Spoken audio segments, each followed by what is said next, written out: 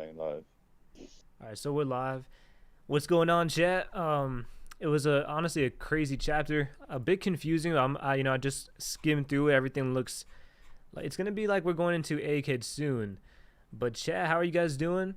I want to know, what do you guys rank this chapter? We have a big, kind of a recap going into Vegapunk and how everything played out with the arc. We went back in time and saw a little bit of what happened in Vegapunk's mind and saw his perspective of what happened. And we'll be jumping into a lot of discussions on the chapter, as well as kind of just wrapping up the entire Egghead arc and reviewing the arc a bit. We also are joined by a very special guest, Joe Skull Theories from Twitter. He's an amazing theorist in the One Piece community. So I want to introduce Joe. And so how you doing, Joe? Hello, I'm doing quite well, thank you. I hope everyone else is doing well. Yeah, so make sure you guys check out his link in the description. Go follow him on Twitter. He does a lot of theories. Big One Piece fan. And with Elbaf coming up, hopefully he'll have some more theories on the way. Oh, there's gotta be. There's gotta be.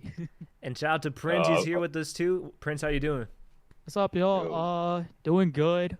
Very, very tired, but nonetheless, very excited to talk about pretty much the conclusion of Egghead. And there's a lot of things with the entirety of the arc itself, and with Joe, like a bunch of theories that we could talk about. So yeah, very excited. And by the way, guys, I did a stream a couple days ago with Threevil. We covered a lot of different topics. It wasn't a One Piece stream, but it was one of the most fun streams I've had recently. So go check that out after this stream.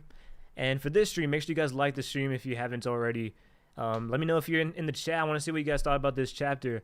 I want to see an active chat. And Krow is not here, so I'll be hosting for this week. He might come late, and JJ should be coming late as well. But for now, I'll be hosting.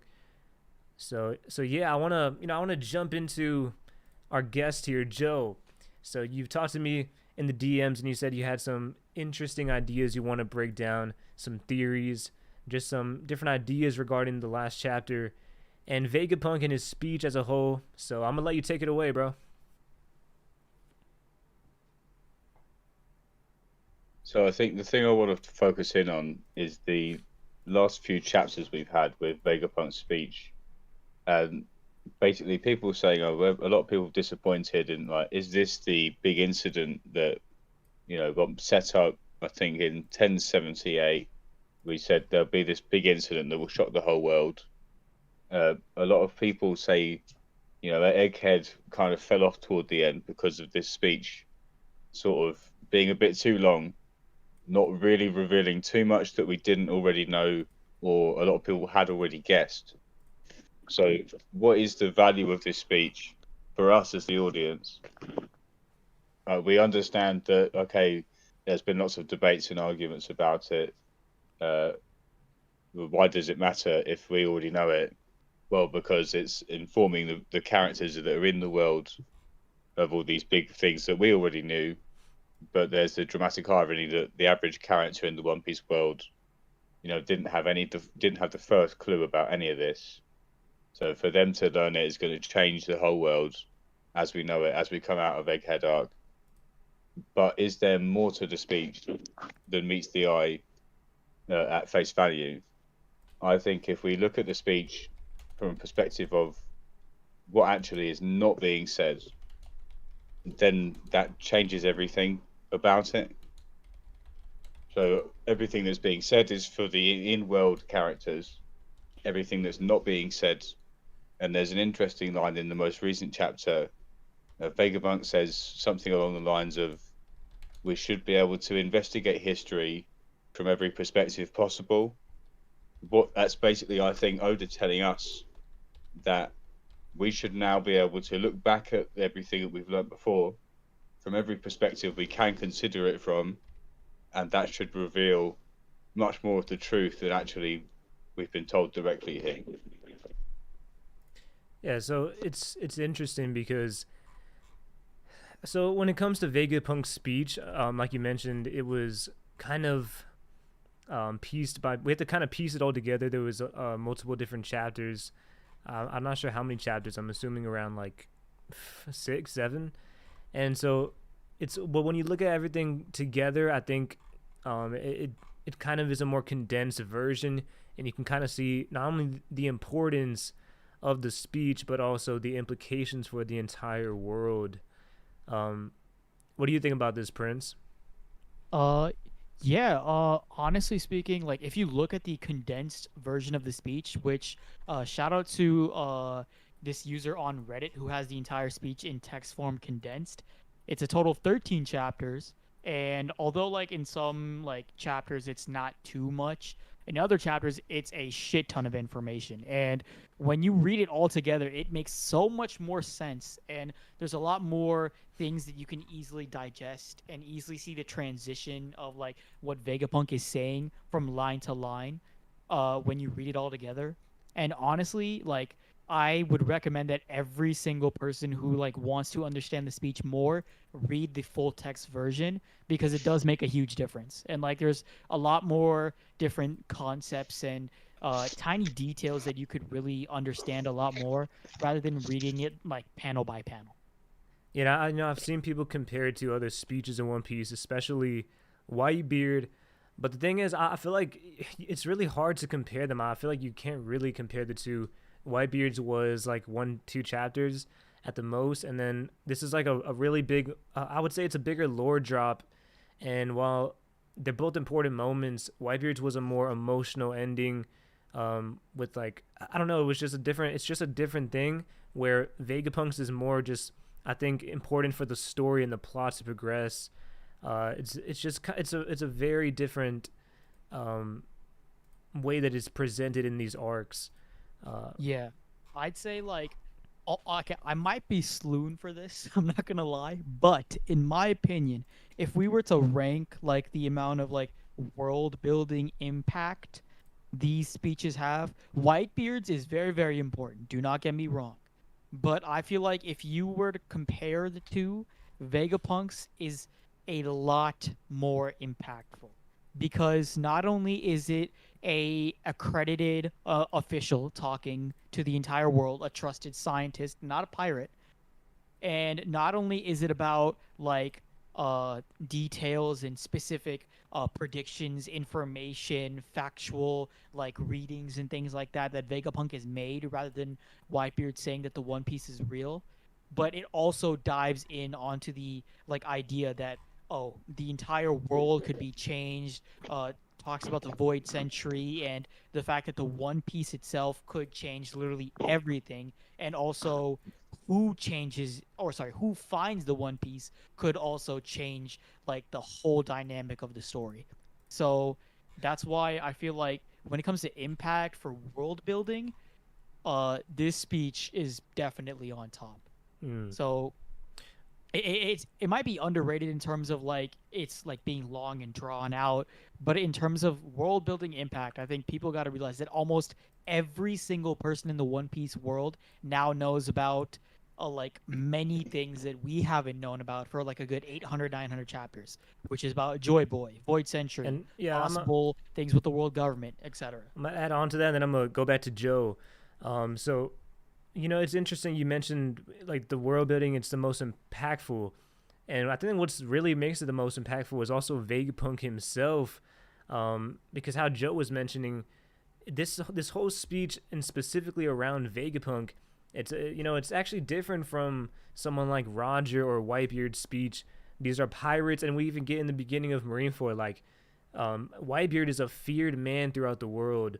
Pirates are demonized by the world government and propagandized against, seen as these evil villains.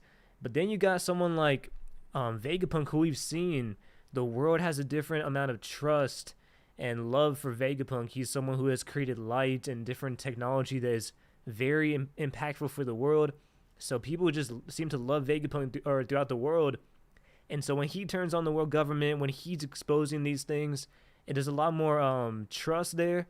There's a lot of people are listening even harder. It's not just pirates going after the One Piece. It's now the entire world really questioning the world government and really questioning the past, questioning the foundation of the world government as well. So it's from a standpoint of Vegapunk having a bigger influence that is more trustworthy with the people of the world. I think that's really where, how you said, it's the world building. I think that's probably the biggest factor here in the speech, not just the information, but also the fact that people are willing to listen even more than to someone like Roger. So what do you think about that, Joe? I think there's an important thing to focus in on there, I think, with how the speech ended and the fact that there's parts that were missing.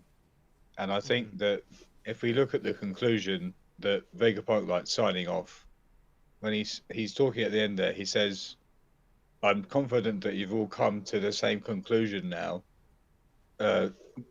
Excuse me. Whatever happens next will decide the course of the future. And I think the missing segment that we have at this in the speech, that provides vital context to what Vegapunk was actually speaking about, which would entirely change people's perception of what the truth is. And this would also attach to the idea of turning the world upside down. So when Roger first met Rayleigh, he said, "Oh, do you want to turn the world upside down with me?" When Whitebeard is dying, he's declaring the One Piece is real. He says when someone finds it, the world will be turned upside down. If you apply this idea to the concept of Atmeri Joa, you've got this idea of hell, as Sabo says when he's there. I didn't know hell was at the top of the world. So this idea of turning the world upside down also attached that to the concept of everything we think is true is going to be flipped on its head at a certain point. So I think we have to pay attention to the parts in particular that are missing, because if Vegapunk, being such a genius, is so confident that, based on what he said, everyone should come to the same conclusion about what the truth of the voice entry actually is. And I think it's interesting there that he addresses Joy Boy. So he says, this is the truth. Joy Boy, he ... Then it cuts off from there. Again, we miss part of the context. It seems at face value that would seem that he's sort of addressing Joy Boy. This is the truth, Joy Boy. I'm sort of telling your truth. But actually, if we consider that from a different perspective, perhaps he's not addressing Joy Boy. Perhaps he's accusing Joy Boy, because when he says that is the truth, Joy Boy, followed by the word he, implying that he had more to say about Joy Boy and the truth of what happened. I've got a very interesting point from when we go to the most recent chapter. Are we talking about that yet? The most recent chapter? Yeah, we can go into it. Yeah, it's a good time to go into it. Just in case people who were official only. But yeah, Yo. go ahead. Oh, what's up, Krow? How's it going? Yo. I was trying to see how long it was gonna take for you to stop covering my picture on the stream. Yeah. I saw you pop in, but you were muted. I didn't notice. Nah, man. What's good, how's it boys? going, bro? How you doing, bro? Man, been busy all day, man. I'm glad to be home though. Joe, appreciate you for coming on, big dog. Preaching Prince, of course, the legends. I'm excited to be here, but I don't want to interrupt the conversation, so y'all get back to what y'all was doing. Okay, yeah. So Joe, so you were about to go into the recent chapter, so go ahead. So there's three things I've noticed in the most recent chapter, which I think are quite leading clues to the context of what actually happened.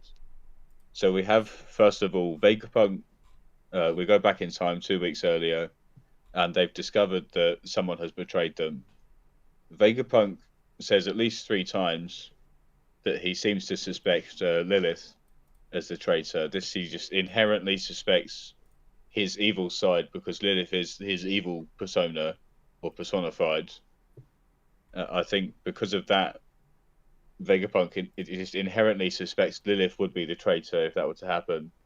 But this blinds him to the fact that York is actually the traitor, York representing his greed. But there's actually a line in the chapter where Vegapunk is talking about Lilith potentially being the traitor, but he doesn't say Lilith. He cuts himself off. He says Lily. So I think if you attach this idea to Emu and Lily, actually you have there the implication that Emu suspected that Lily betrayed him, as we know he did, because supposedly Lily was behind the poneglyphs being scattered around the world, and the message that was left to the D clan to raise the flag to herald the dawn and to protect the poneglyphs. Oh, that's interesting. So okay, so yeah, so your point is like we don't know if it's Lily or Lilith. That's actually a good point, but I never even thought about that.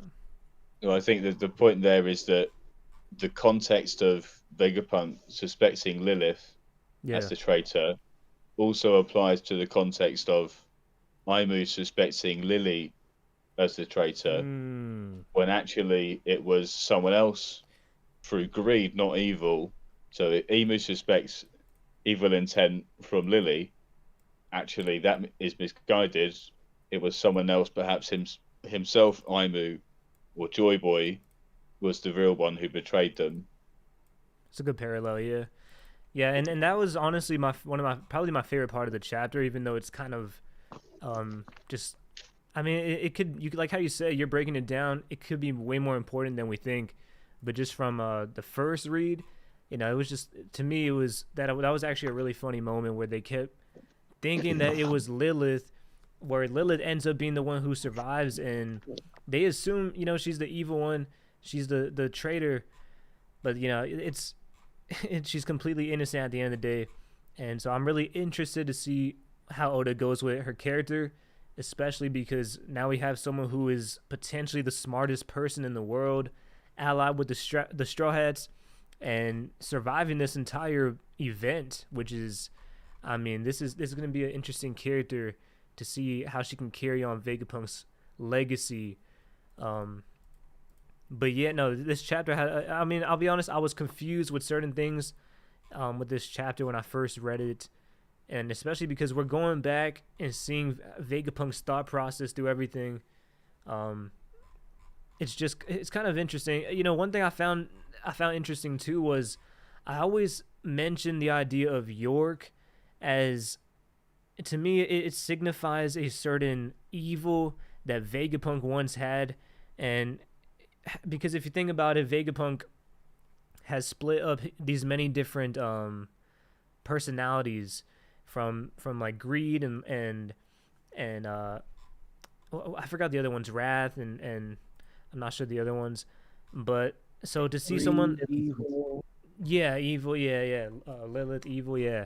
So it's just interesting because I've always said there is a certain evil side to Vegapunk. He's an evil scientist, and I would say in this form that he's in this chapter, he's not evil, but and he kind of hints at the idea of it, that he separated that that evil side of him, which manifested into greed with York, and so that kind of was why York was the evil one.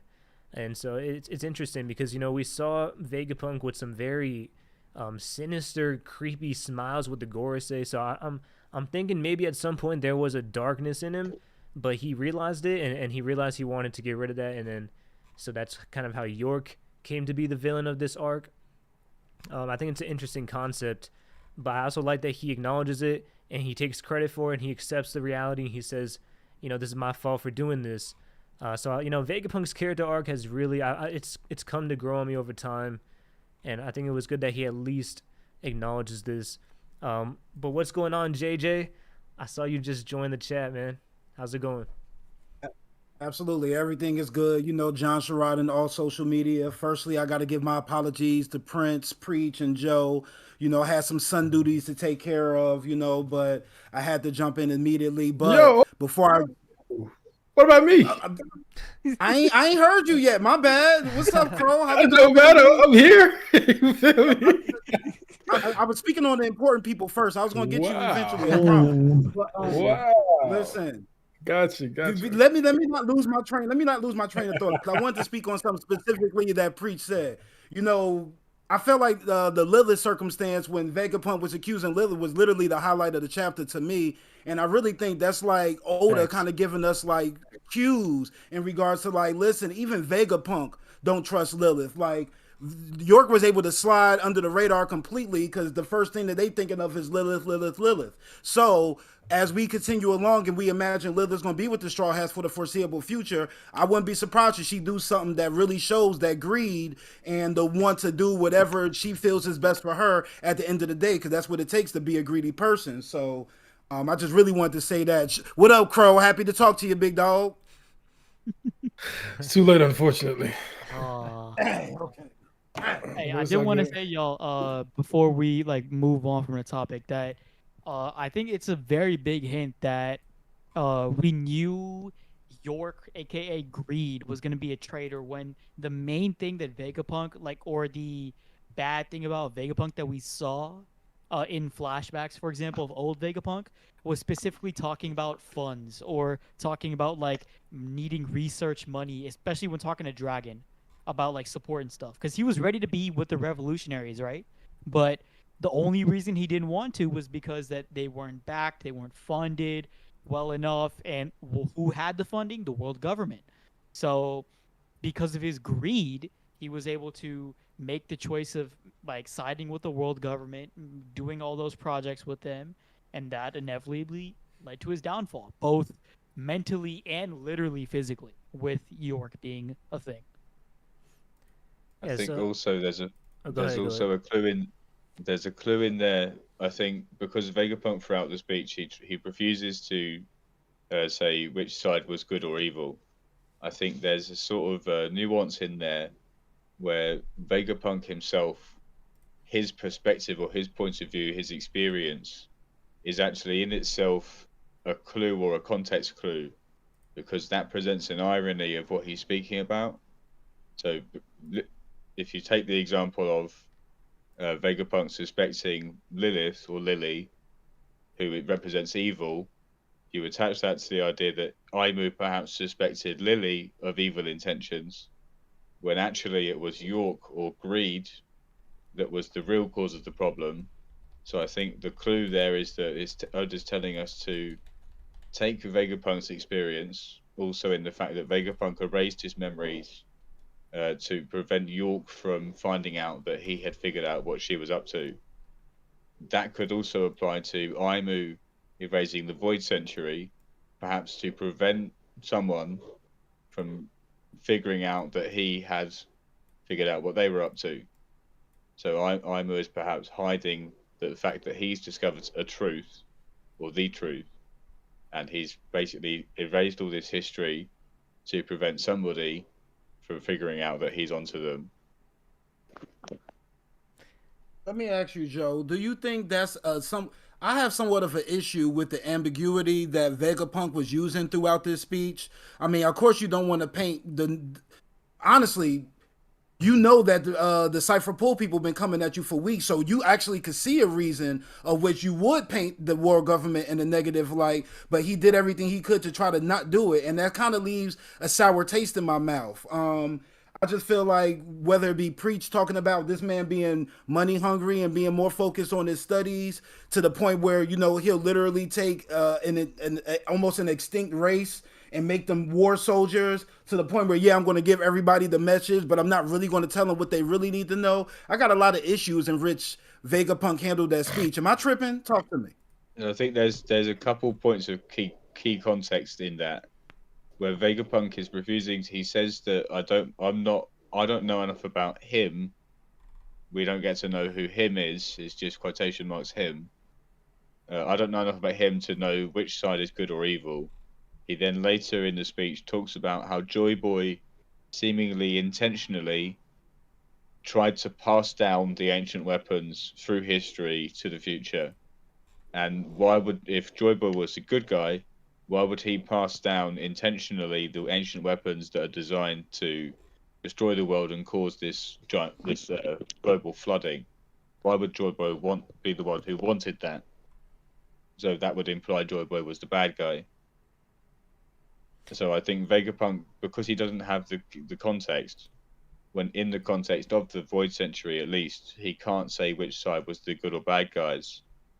And then we can also apply that to the concept of Lilith representing evil and York representing greed, where actually in the Void Century, good or evil was not the problem.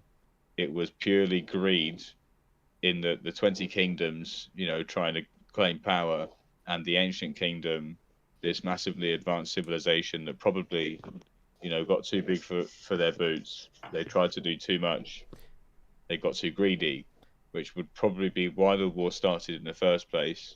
If you've got this ancient kingdom that's getting a bit too greedy and stepping on all the territories of these 20 kingdoms, they're going to fight back.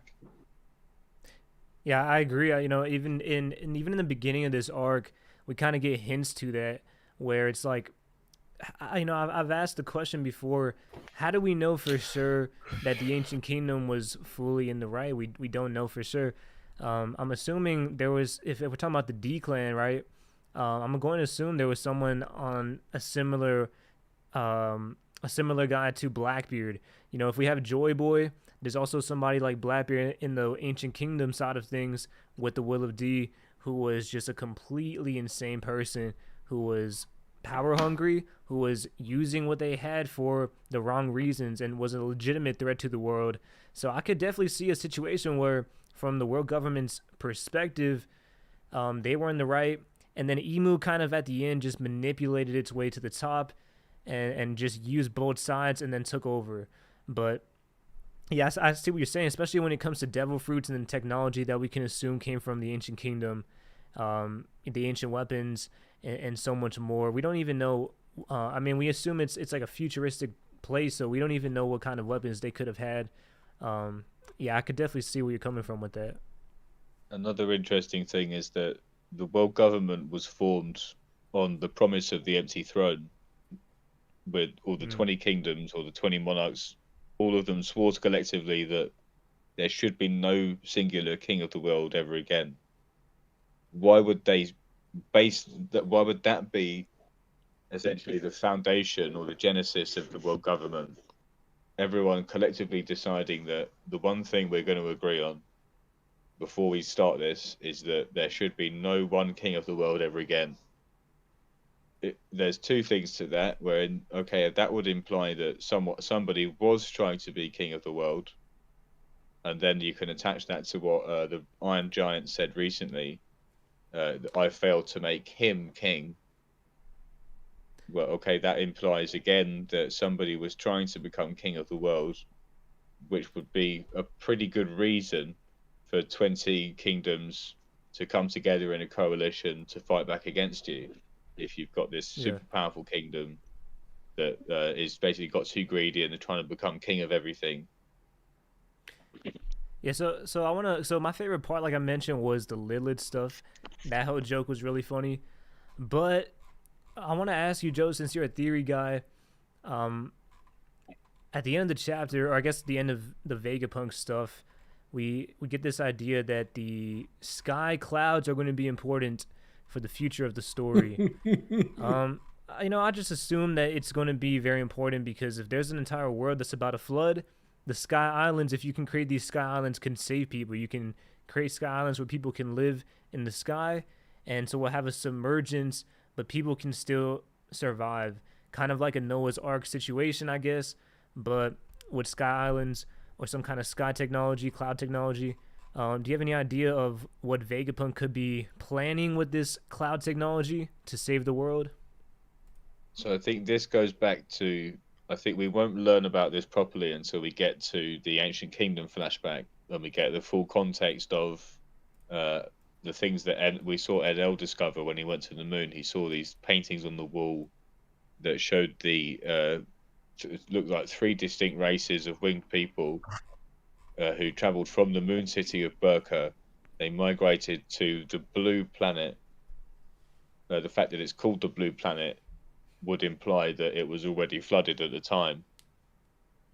This was supposedly even before the Void Century, where these winged races came down from the moon and landed on Earth, or whatever you would call it. I think that will tell us the origin of that technology to create the clouds that you can live on. Okay. Yeah, because I definitely can see a situation where maybe Lilith is the key to that, where Lilith will carry on Vegapunk's plan to use the clouds to save people at the end of the story. But you guys have any other thoughts? I think Crow, that would. Sorry, JJ. carry on. No, About I was just I saying mean, if I you would guys. say, you hear a lot about, Elbaf being, involved with Norse mythology, all the background that goes with that. If they end up having a Ragnarok type circumstance there, and they happen to maybe drop off, try to Lelucia Elbaf, and Elbaf already having connections to Sky Islands, and then Lilith being there to be able to give her information on additionally there, that may be one of the main reasons to implement that now, or at least let us know about that now, to say that there's a safe way to take care of people if the Lucia was ever to happen again. I yo, think it's sorry, carry on. no, you good, you good. Go ahead, gang. Go ahead. I'm talking about some think random bullshit. I think it's likely that the whole sky bubbles thing or sky cloud thing will connect us back to hopefully a Rouge. It gives him a role to play, a Rouge, because he's also from the Sky Islands, but also probably going to play a major role with Wiper and him coming back into the story, because Wiper is the one who's protecting the poneglyph in Chandora. That poneglyph is the one that reveals that Poseidon is located at Fishman Island. If there's the prophecy of Luffy eventually destroying or bringing about the destruction of Fishman Island, I think what's going to happen now is that the Holy Knights or God's Knights, some of them are going to get sent to Fishman Island to sort of do a raid and to capture Poseidon. This wouldn't be Luffy himself destroying Fishman Island, but it would happen as a consequence of Luffy and his fleets.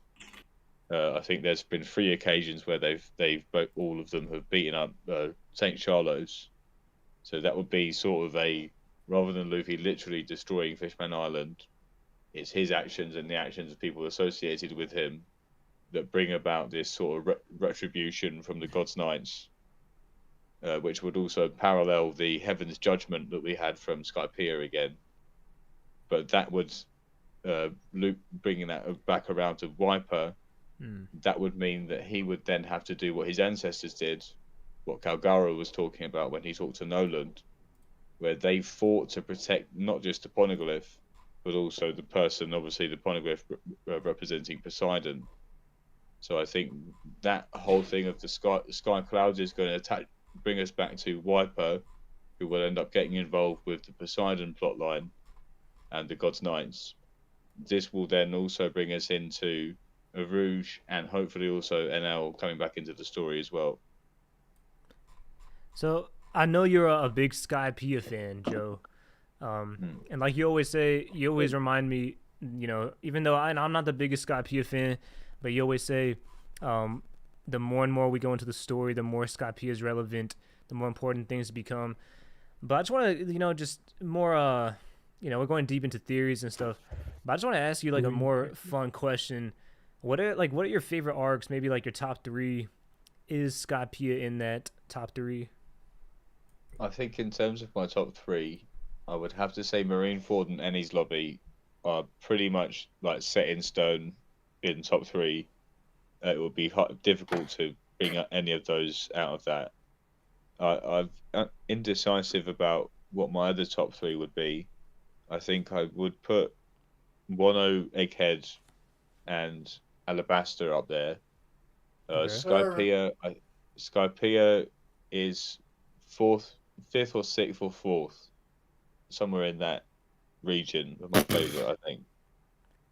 Listen, Yeah, man. shout out to Booty Haki in the chat. Shout out to Booty Haki. I just wanted to shout them out, bro. That's hilarious. It's a nice touch. Okay, I got you. I think I put Skypiea as my 5th favorite. Hey, man, I'm not. As long as it's not number 1, I won't come for you, bro. You know what I'm saying? The biggest value in Skypiea is how it basically there's a concept called in writing called gardening, where you basically early on you plant a seed for a concept, Then later on, you decide what plants or seeds you're going to blossom or develop. Then later on through the story, that should flower or blossom into a flower.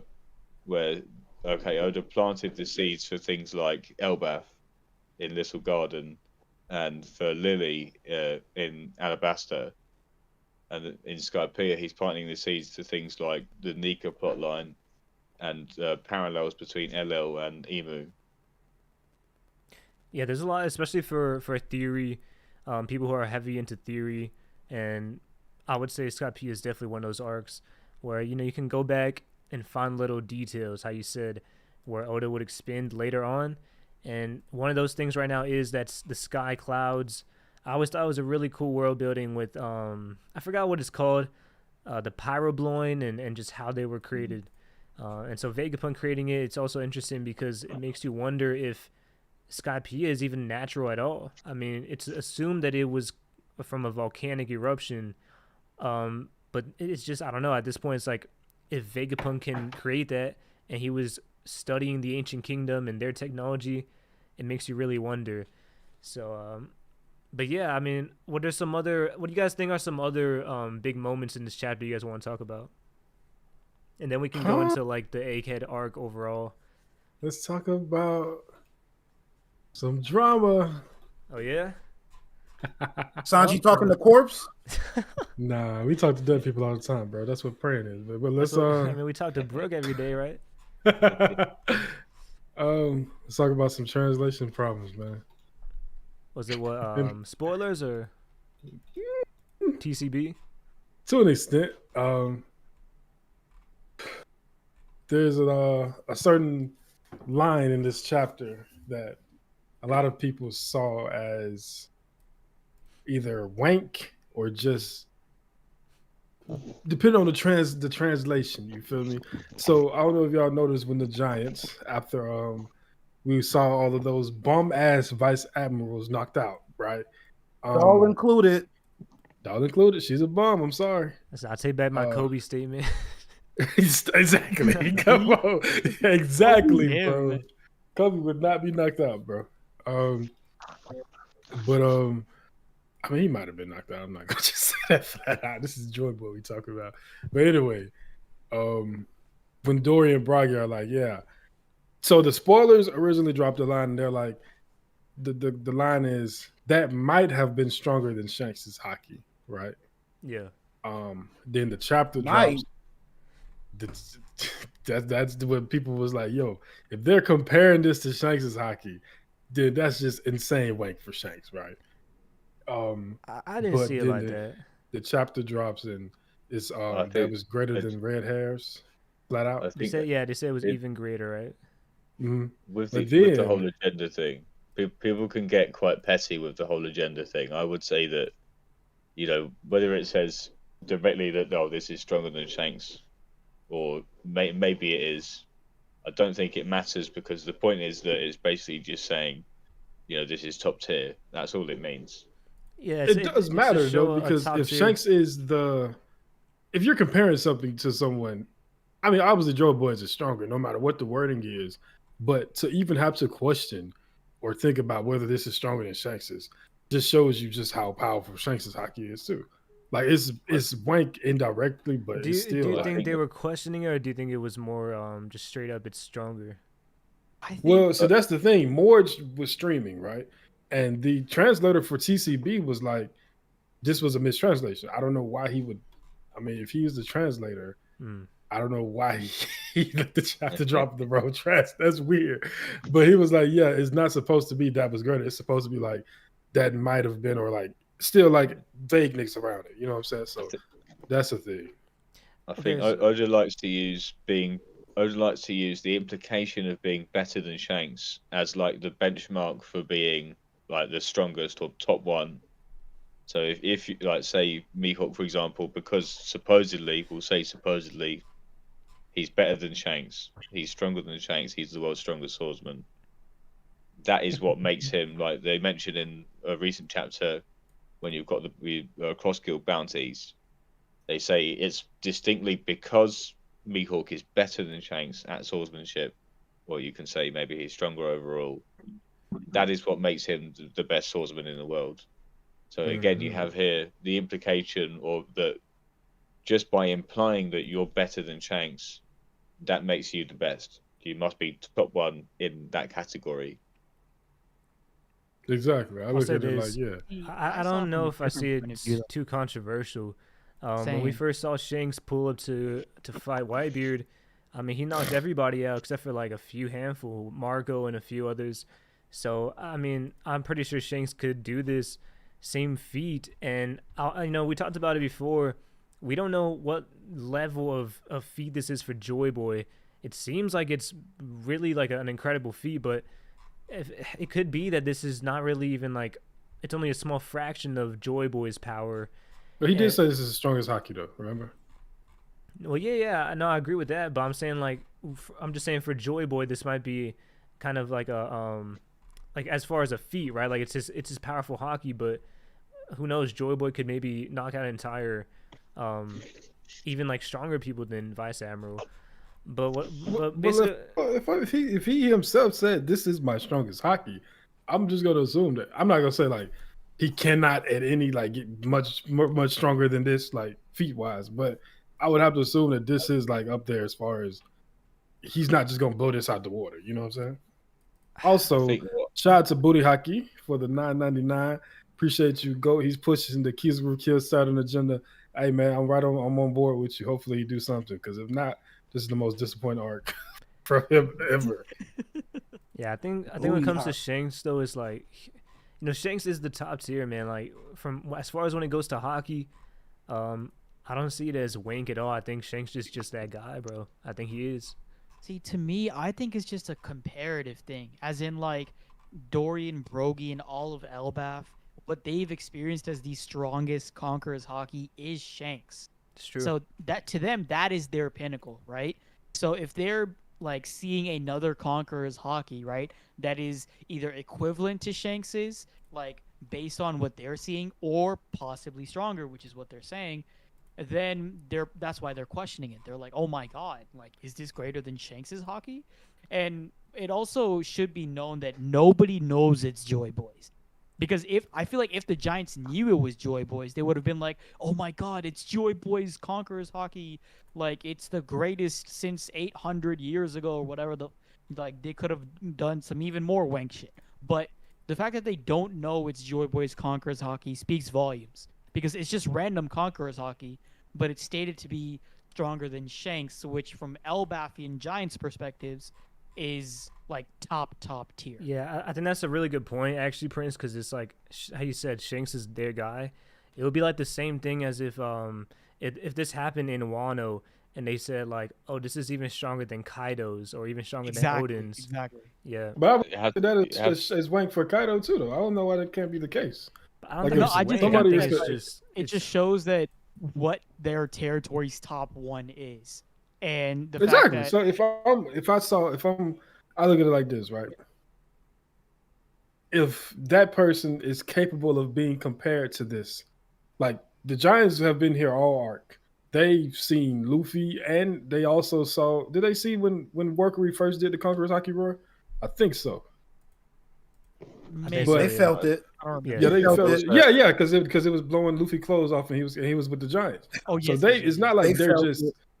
Oh my god, this guy. But anyway, Also, so for them to have been around for all of this, I feel like the name that pops in their head is Shanks, because that is what they view as the pinnacle of Haki, at least from what they've seen.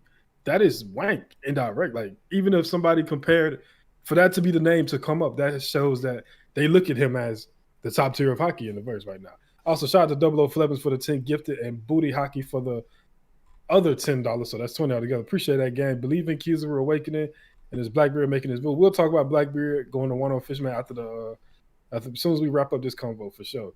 Hey, but shout out to Flevins for the 10 gifted and Booty Haki for the extra 10 as well. For sure.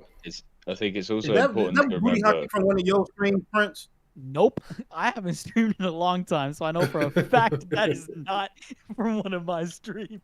I'm saying, man. Most definitely not. With the whole Shanks thing, I think it's important to remember as well that Dory and Broggy, they've been on Little Garden Island for the last 100 years. they don't know who Kaido is. They don't know who Big Mom is. They probably don't know who Whitebeard or Roger were. They maybe met Roger. They maybe heard about Whitebeard, but they've been on an island for 100 years. None of those people were alive at all through that whole time span. If Shanks were to show them a picture of Mihawk, his Mihawk, they would mistake Mihawk for Mihawk's great grandpa, because that's the last guy they knew who looked like that from 100 years ago. It sounds like nobody 100 years ago had Haki as strong as Shanks. Well, That's I actually think crazy. you have. To think about it. I think that's what I'm saying, bro. Like, I don't know why I don't think we need to jump through hoops for this. I don't think we know any older. character. I'm not sure if you know any characters that is from 100 years ago. Like 100 years ago, there's only a few names that we know that people lived at that time. Like That's the Great true. Heart. That's very true. Shout out to Flevins. He just donated another 10 gifted. Appreciate it. And, you know, like we said, Booty Hockey left 2 different super chats. One of them I didn't even see. It's not even a message, but I appreciate it, bro. Yeah. Make sure you guys like the stream. Wow. We're actually doing good on the likes this stream. Let's try to get everybody to like the stream. Joe, I know you got a limited time, so if there's any topics you want to go over within the chapter, or if you want to move towards just the arc in general, we can. And when you got to go, just let me know, bro. We can, you know, no problem. You can just cut in, and if you got to go, we get it, bro. We know it's it's a different time zone for you, so yeah, just step in when you got to go. Where's my phone? Okay, there you go. But yeah, if there's any topic you want to go over, just let us know too. And Chad, what do you guys want us to talk about? Let us know. Go ahead, Joe. I'd like to connect the Shanks subject into a conversation about Haki. Well, I wrote a theory back in 2022. Haki, Cherry Blossoms, and the Ancient Wisdoms. Preach, I've sent you a link to this in DMs. In this theory, I'm basically discussing what is the connection between Haki, what's Oda's inspiration for Haki, how does the idea of the cherry blossoms that we have here in Luke, and this idea of cherry blossoms being associated with Haki, and then this concept of the ancient wisdoms connecting to real world mythology from like the Freemasons, other things like that, religious texts, Hebrew texts, Christian texts. All these ideas of these ancient wisdoms, like Solomon's wisdom, perhaps that Oda's taken inspiration from these concepts, and there's this basically concept called apotheosis, which is to effectively, if you learn these ancient wisdoms, you can achieve apotheosis, which is to become a god. So I think Oda's setting up this idea where in the ancient kingdom, Haki was generally more powerful, more present. It was a more powerful force through nature. And because of this, there was a higher level of Haki. There was basically a god level. So currently we've got, Pirate King level or Yonko level Haki. You can do Conqueror's Coating, you can hear the voice of all things, you have future sight. But I think voice of all things is like an echo or like the remnant of how powerful that energy used to be in the past in the ancient kingdom. This even would be, if you attach that to the Greek mythology of the Pangaea, which was the supercontinent of the world. The world used to be one supercontinent, one landmass. But the Pangaea was split up into the continents we have today. And in that time, supposedly, according to the Greek mythology, there were giants, there were dragons, there was magic. The world was a very different place to what we have today. Oda's probably taken inspiration from this, the idea of the continental fragments of the world. Yeah, and I think I'll keep going. What Oda's going for here is that in the ancient past, the land of gods, as the Lunarian place was called, the land of gods. That's also what Enel says he wants to do. He'll create a new land of the gods. So I think what we're getting toward is this idea of Joy Boy had this level of Haki that's unheard of in current time. The closest people to that level are Mihawk, Blackbeard, Dragon, Shanks, Luffy, Garp. Roger was probably close, Whitebeard was close. But this level of sort of transcending, so Kaido says only Haki can transcend everything else. I think that one thing I love about that you mentioned it. Well, first of all, if you brought up Freemasonry, but you should have checked out my last stream. You should have been on the last stream with us because we we went pretty crazy on that stream. But I like the idea of gods and how you said because, and I know Krow is gonna he's gonna laugh when I say this, bro. But not only does that bring in Luffy, but on the opposite side, it brings in Zoro. And I'm gonna say this: Zoro, the Ashura, the demon. I've For heard, sure. yeah, because I've heard people say like I think it was Rock's review. It was a crazy theory, but like I always told him, even though it's kind of out there, it is a good one where he was saying how Zoro will have he would be on the god tier of Haki, but just on the opposite side as like demon Haki and have his own kind of interesting Haki there. But yeah, I can definitely see what you're saying with the god Haki because if we're looking at Joy Boy, who is like the most important godly figure of the story that we're hyping up, Luffy is definitely going to reach that level and surpass Shanks, surpassing Roger. So yeah, I really like this idea from the spiritual side, especially because Luffy, not only is he Joy Boy, but we can feel that Luffy is the way Luffy is written is like it's not really like I see it like he is a god, a mythical creature in a sense where like he's not written in a normal sense. None of his actions make sense. You can't really apply what Luffy does to any normal human being really at all. He's just such a unique character in that sense. So yeah, I really like this idea. Yes, it's a good theory. But I'm not gonna laugh at that. Zoro definitely is gonna have some type of special top tier hockey. Now you're gonna laugh now. Would I say Sanji? Sanji, yeah. What? But I'm saying Sanji only because of the power of love stuff. I also think that kind of goes into because if you ask me, we're only scratching the surface of hockey, and I believe the power of love is related to that. Zoro's demon Ashura shit is related to like where we can go. I feel like hockey is something that since it's based off your willpower, everybody like if you reach a certain level, obviously, you can have powers that are insanely unique to just you. You feel me? Like we see Shanks can shut off people observation hockey, something that's really not explained. Luffy and Sanji, I guess, setting their selves on fire in certain instincts. I feel like that's all something to do with hockey. And the deeper you go into it, the more stuff you can unlock that'll be kind of special too. It's kind of like Madame Charlotte, right? The girl that can see the future. I feel like I don't know if it was confirmed, but I think that's like a special type of fine-tuned observation hockey. Same way with Otohime, who had very much like she was much of an empath.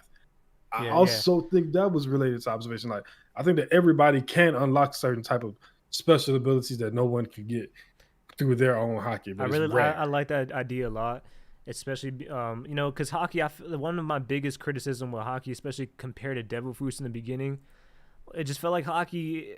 Everything is very similar. Conqueror's hockey was the main difference for some characters, but it just seemed like there wasn't enough difference in creativity where it's like everyone is using ornament and observation in the same way. And so like especially with the top tiers like Shanks, Zoro, Luffy, even someone how you said like even people that are not really considered fighters.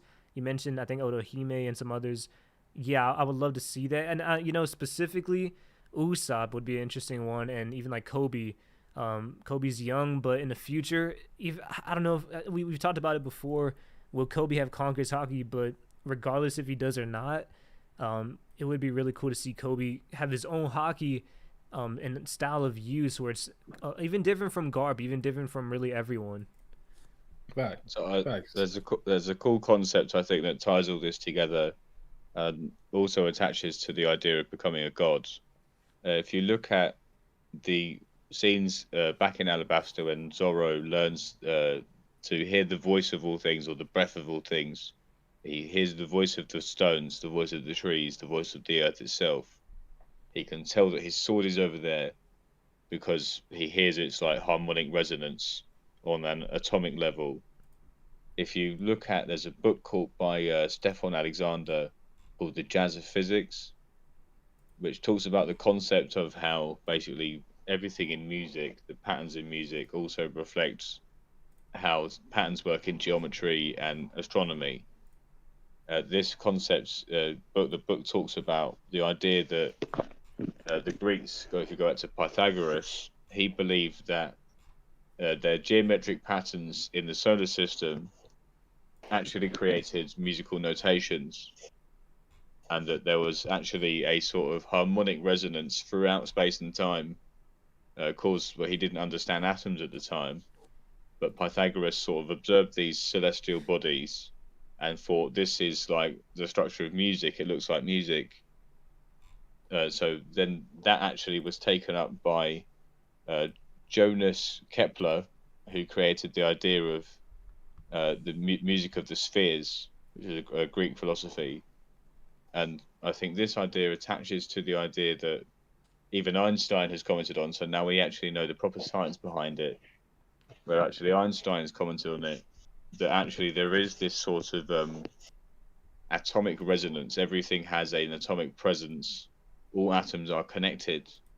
So supposedly there is a sort of, on an atomic level, this reverberation, a vibrational presence that can be felt, or theoretically, you can sort of, that's what the idea of meditation is. To meditate is to connect your chakra or your Zen to the fabric of the universe. That's the whole idea of meditation. But actually, if you take it literally, and this applies, you take that idea from Zorro and how it applies to the concepts of atoms and vibrations and voice of all things, then attach that to Sanji and the idea of lineage factors. His powers are based on DNA being altered. Humans are made up of all the same, like carbon, everything else, all these elements that we're made up of are the same things that the stars are, or with everything in space is made of. And this attaches to the idea that Sanji, after he had his awakening of his Germa powers, his attacks, instead of being themed after food, they're now themed after stars. So he has a comet strike and all these sorts of attacks named after comets and shooting stars. These two ideas for Zoro and Sanji are basically hinting at this otherworldly power, the power of the universe. To be able to harness that fully would give you this sort of godlike level of Haki. Okay, so this is really interesting. Okay, so you mentioned music. The ideas of music will have, or I guess just sound in general, music. It's tied to this god level Haki. I think what's interesting is, I was talking to Threevil on the stream previously the other day, and I was talking about there's some almost like godly laws in the universe, and one of them is math. But I would say also another one, and there's also science to it when it comes to music. But the idea that everything in the world really has a certain sound vibration to it, where they all have a certain pitch or tone. If you really dig deep into it, I know there's like some like TikToker or YouTuber or something who does it, and he'll get like even like a clap, or even just like a wind or something. Anything really will have a certain pitch to it. It's interesting because at that point you could say that everything has a musical tone to it, which goes to your idea of music could be implemented in this way, where music is everything in a sense, or sound is everything, tying everything, the voice of all things. And yeah. I know Prince is gonna really love this because of Brook. And one thing I wish that we would see is Brook and tying this in with a more spiritual connection with Luffy, because he has the drums of liberation. So I really wish Oda would use Brook more as a musician in the story, even just for the fun and the pirate sense of it. But this could be a really powerful tool towards the end of One Piece. I know it's hard to do it in a manga because it's like you can't really it's hard to do music in a manga. But yeah, Brook could potentially be incredibly useful in this theory. Oh no, I 100% agree. Damn. And also the fact that music is hard to do in a manga, yes, but what's very prevalent in a manga, comics, and everything cartoon related since the beginning of time is sound effects. And One Piece has been using sound effects for quite some time, pretty much since the beginning of One Piece, really, since chapter 1.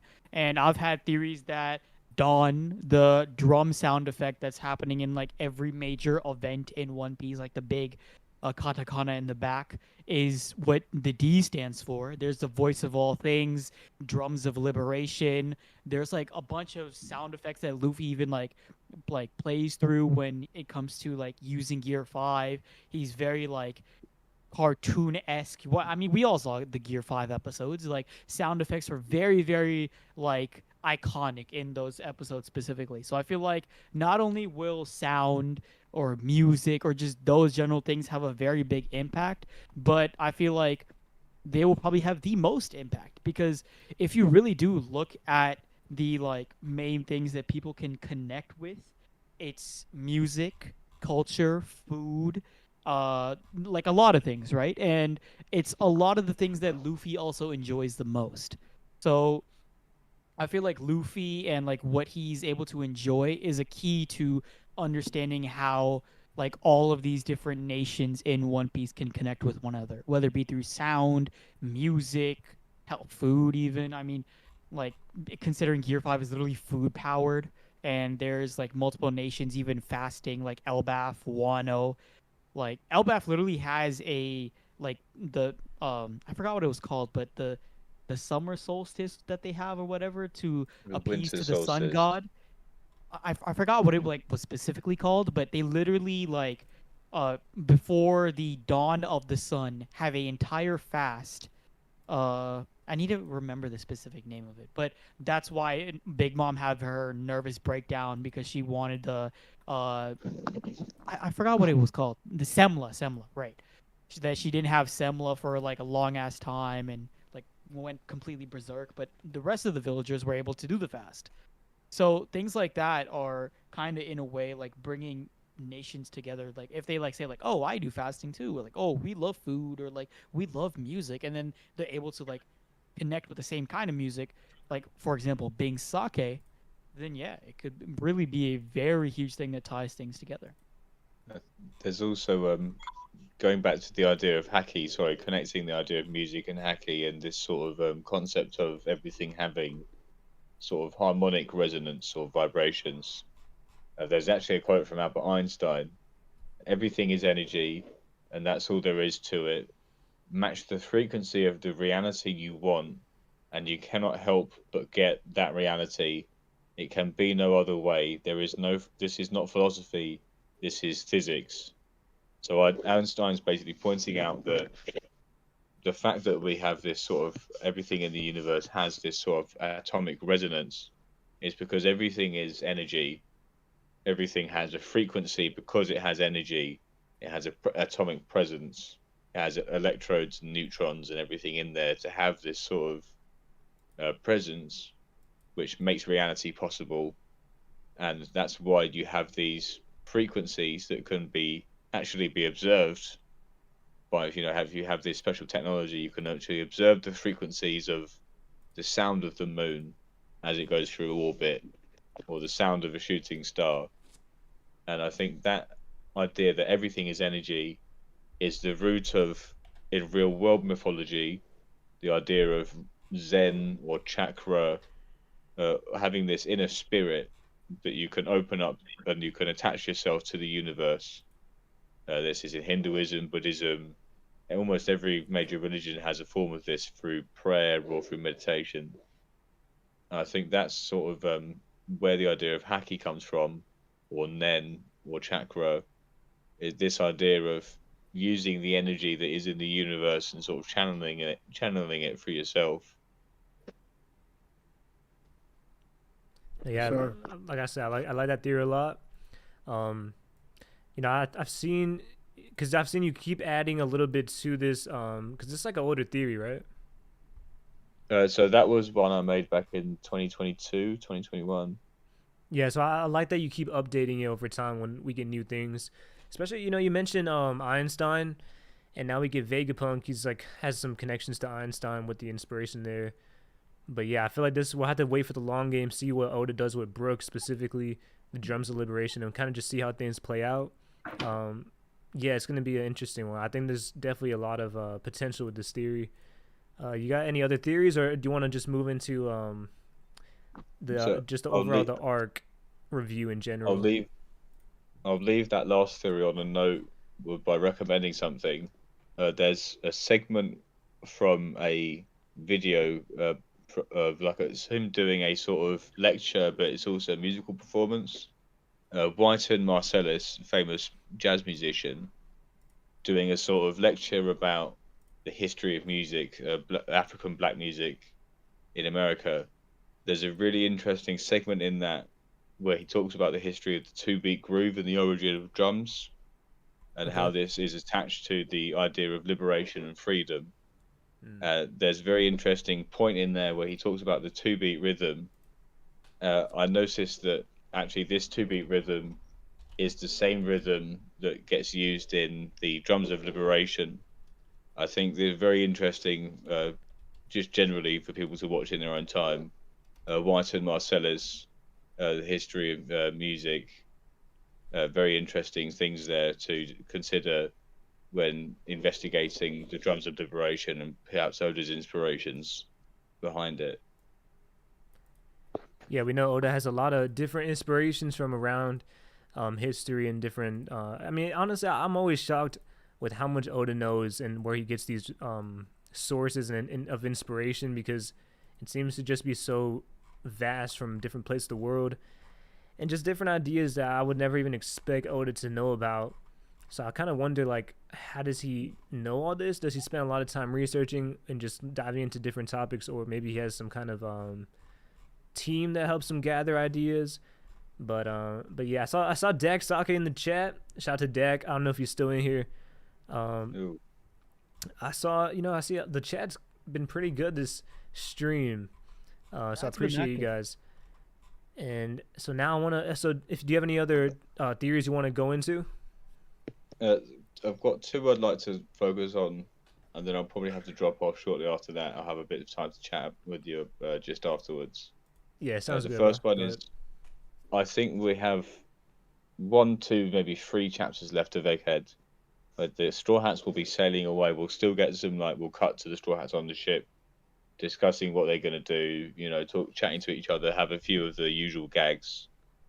But then we're focusing mainly on Egghead without the Straw Hats. I think we need a bit of closure on Saturn, Kizaru, Lucci, Kaku, Stussy, and Sentomaru in particular, maybe Edison as well, where I think the incident that supposedly still hasn't happened. So if you're to believe the editors, which some people would question at this point, supposedly the incident still hasn't happened, where Vegapunk's speech actually, there's one more twist that's going to happen.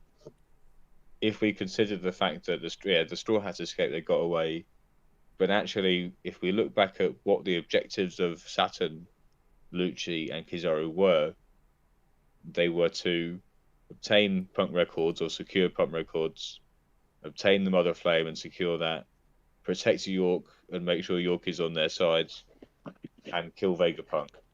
Other than taking out Lilith, they succeeded in killing all the Vegapunks, as far as we're aware. They've secured Mother Flame, Punk Records, and York. They've actually won more than they've lost. Wait, so they And left did get the Mother Flame energy for their weapon, So right? as far as we're aware, if this is where Egghead Still there. ends, if this is where the arc were to end, that would mean that they got everything they came for. Mm. So I think the arc is, if it just cuts away, then we assume that they got Punk Records, they got Mother Flame, they got York, they got everything they came for. But what if someone were to sabotage them? So the arc ending, the big incident that shocks the world, perhaps being that Saturn, he's been humiliated in front of everybody at this point, and he's probably, all the Gorosei are probably aware that punishment from Imu is going to come as soon as they go back. Imu's going to punish them.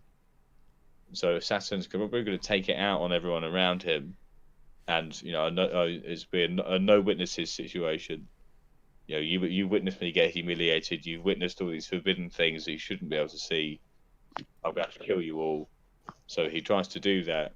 Who could stop him? It would have to be Kizaru at that point. There would have to be him to step in to stop Saturn. and also that would be the only way at this point that it could be prevented that the world government get everything that they came for. They get Punk records. All of Vegapunk's knowledge is confiscated. They control that now. They get all the Mother Flame that they need. They've got the laboratory where they can mass produce it now, and they've got York to make anything else that they need. Someone Listen, would have to Yes, and sabotage that. I like this, especially. Okay, Krow, your guy Kizaru needs a redemption, bro. Let's just be straight up. The thing is, so with that Haki, I would say it's interesting because Kizaru would be really, how you said, the only guy who could even withstand that Haki. And I mean, where has he been? That's the question, right? Has he just been knocked out and kind of taking a nap for the most part? So for him to wake up and like see everyone's knocked out, So I just I it would think if be. you look, Go ahead. if we look back at Sabodi, after the Straw Hats escaped at Sabodi, we get a report of one of the random Marines talking to Sengoku, and he's talking about how after that happened, Kizaru was so enraged that he captured 500 other pirates to sort of vent his rage. Look at the situation we're in currently. Kizaru has been forced to kill his mentor, like his father figure, effectively. He's been forced to shoot at his best friend and his best friend's daughter, and he's been forced to beat up his nephew. How about telling me that shit? Kizaru at this point, no. the reason he sort of let him, the reason Kizaru is just lying down and taking it, he's just there with, putting his arm over his eyes, is because I think he's trying to contain himself. Because he made it at first. He was, when he shoots at Bonnie, he's got his eyes closed. He doesn't want to do it. He hesitates to kill Vegapunk several times before he actually does it. So we saw that he's remorseful. He's hesitating previously. Now I think that remorse and sadness is turning into frustration and anger, where the reason Kizaru is just lying down, head in his hands, is because he's trying to hold back. He's trying to contain his rage, because if he doesn't, he's just going to rage out and crash out, and that I think is what's about to happen imminently. Where the thing that's going to tip him over the edge is Saturn's going to try and take everybody out on the island, just a complete cleansing of everybody, no witnesses. He's probably going to try and kill someone like Dole. And then that would be when Kizaru steps in. He's had enough. He's enraged now. You're trying to, on top of all of it, you're trying to take out my subordinates. That's enough. I'm going to step in now. And then we'll probably end up with it being off-screened, but we get at least a setup of Kizaru is fighting Saturn. We at least know that's happening before we cut away to the end of the arc. I mean that's. I got bad news for Kizaru. Wow, I mean it's a really interesting theory. I never even thought about the consequences. How you mentioned the idea of Emu taking out, like, how would he punish the Gorosei for their L's and for so much that has happened in this arc. I never even thought about that, bro, because it's like we don't really know Emu and his relationship with the Gorosei, we don't really know too much. But just considering the idea that Emu is incredibly evil, I mean, I wouldn't be shocked by it, and I mean, there has to be some kind of you're right, there has to be some kind of consequence for this failure. I mean, in some ways, how you said they did take a lot of wins. Kizaru, I always give him credit. He did do what he was there to do. He took out Vegapunk, and in some ways, it's not really the Gorosei's fault. Vegapunk is the smartest man who just set off a bomb with his message, but at the same time, it's like you have 5 Gorosei and they couldn't turn that off, and they couldn't deal with the situation properly. So yeah, I mean, that's a really interesting point, because I never even considered that. I think with the whole Kizaru thing, we have to have at least a moment, like, even if it ends up being off screen, we have to have the moment of him sort of taking a stand. And then that would be quite an appropriate way to end the arc, is just cutting away, establishing the fact that Kizaru is now taking a stand and fighting against Saturn. I think when it comes to the punishment that the Gorosei might face. There's actually a line in the Calgara and Nolan flashback where after Nolan's taken out the big snake, he kills the big snake. Calgara is fighting with him, accusing him of being a god slayer, and then Nolan talks about this not, that god's not real. This disease, this plague, is not caused by God's wrath. It's curable. I know the cure. We can fix that for you. This idea of needing to sacrifice people to God is wrong. And then Calgara says, God's word is absolute. If we go against it, God's word, it always brings divine judgment. Divine judgment will always follow. And then Nolan says, do you fear God that much? I think that is a sort of parallel to now that, okay, the Gorosei have gone against Emu's word, God's word. The sacrifice that they were supposed to offer has not been made. So actually now the heaven's judgment is going to come. That would also attach us back to the idea of this great cleansing that we had set up in chapter 908, when Venestro is talking about the world's balance can't be maintained forever. It's time for a great cleansing. So I think the consequences not going to be directed mostly, like maybe they'll get punished, but generally speaking, the thing to be afraid of is the fact that everything that we're talking about previously, not everything could be maintained forever. The balance will be broken. Several times throughout the story, we've had this idea that the balance is breaking. It's breaking, but it hasn't broken fully. This, I think, is what breaks the balance completely, and that means that effectively everyone's a target. The whole world is a target now. So Aimu is probably going to take that out with the Great Cleansing, which is effectively going to be creating a new void century or a void millennia. Yeah, and you mentioned Saturn will take it out on the Marines. We even saw in some point in this chat or in this arc where Saturn was ready to. I think he take out a Marine at some point in this arc. Yes, Marines. Some of them witnessed him who weren't supposed to, and he just exploded their head. Yeah, and he's like saying how humans are insects, and so yeah, it wouldn't be out of his character to take out his fury on the Marines. But I want to ask Krow, do you think this is a good is this a good ending for Kizaru in this arc? What do you think about this whole idea? Yeah, I've seen. This has been an idea for a long time. I definitely feel like, we talked about how annoying and frustrating his dilemma was about. Oh man, I don't want to do this. Well, you don't have to do it, big dog. But he did anyway. So now I feel like I look at it as if, bro, you can't be mad with nobody but yourself. You feel me? But if it takes Saturn like killing some Marines to make him like, you know what, I've had enough of this. We're not just some type of insects for y'all to step on when y'all get mad. He's definitely going to die doing so. Well, yeah. Could someone save the day? Here's the thing. The only thing I feel like that'll stop him from dying in this scenario is if he found some way to use the mother flame to hurt him.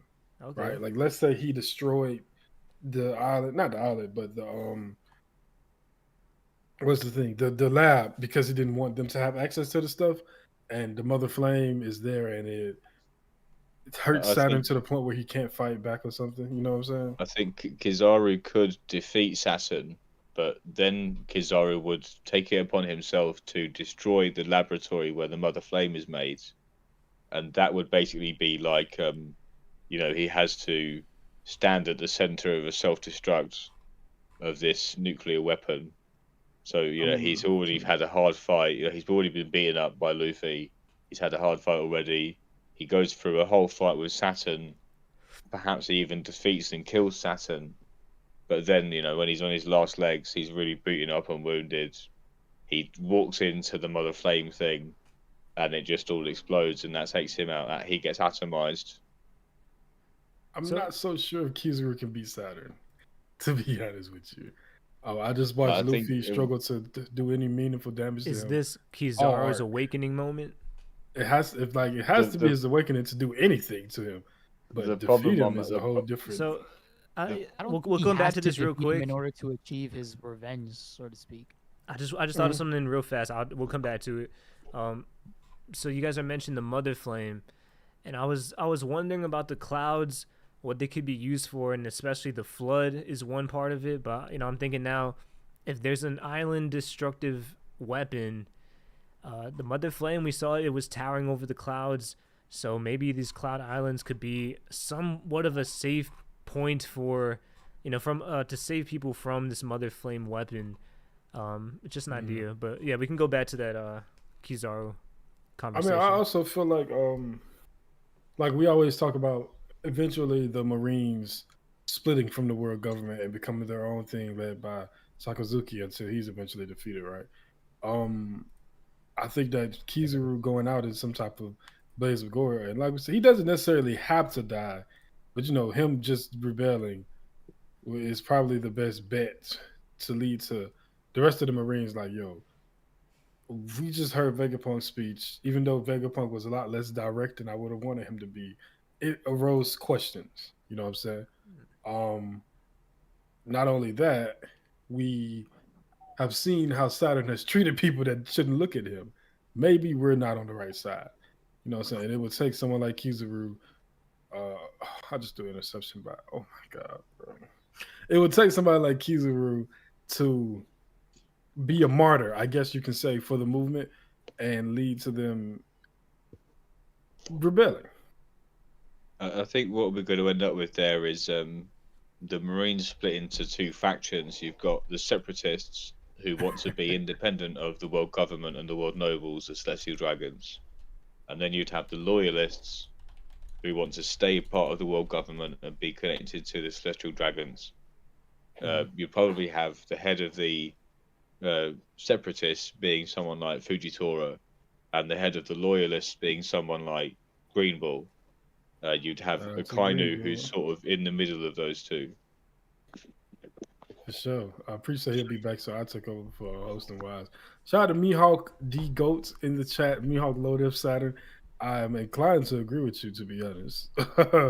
Considering that, I mean, if Mihawk is a conqueror like most believe, and he got conqueror's coding, I'm pretty sure that's the weakness to these these elders, and yeah, I'm pretty sure Mihawk can take care of it. I ain't gonna say loaded, but I'm pretty sure he can beat him. Appreciate the 199. Luffy would have been able to damage Saturn, no?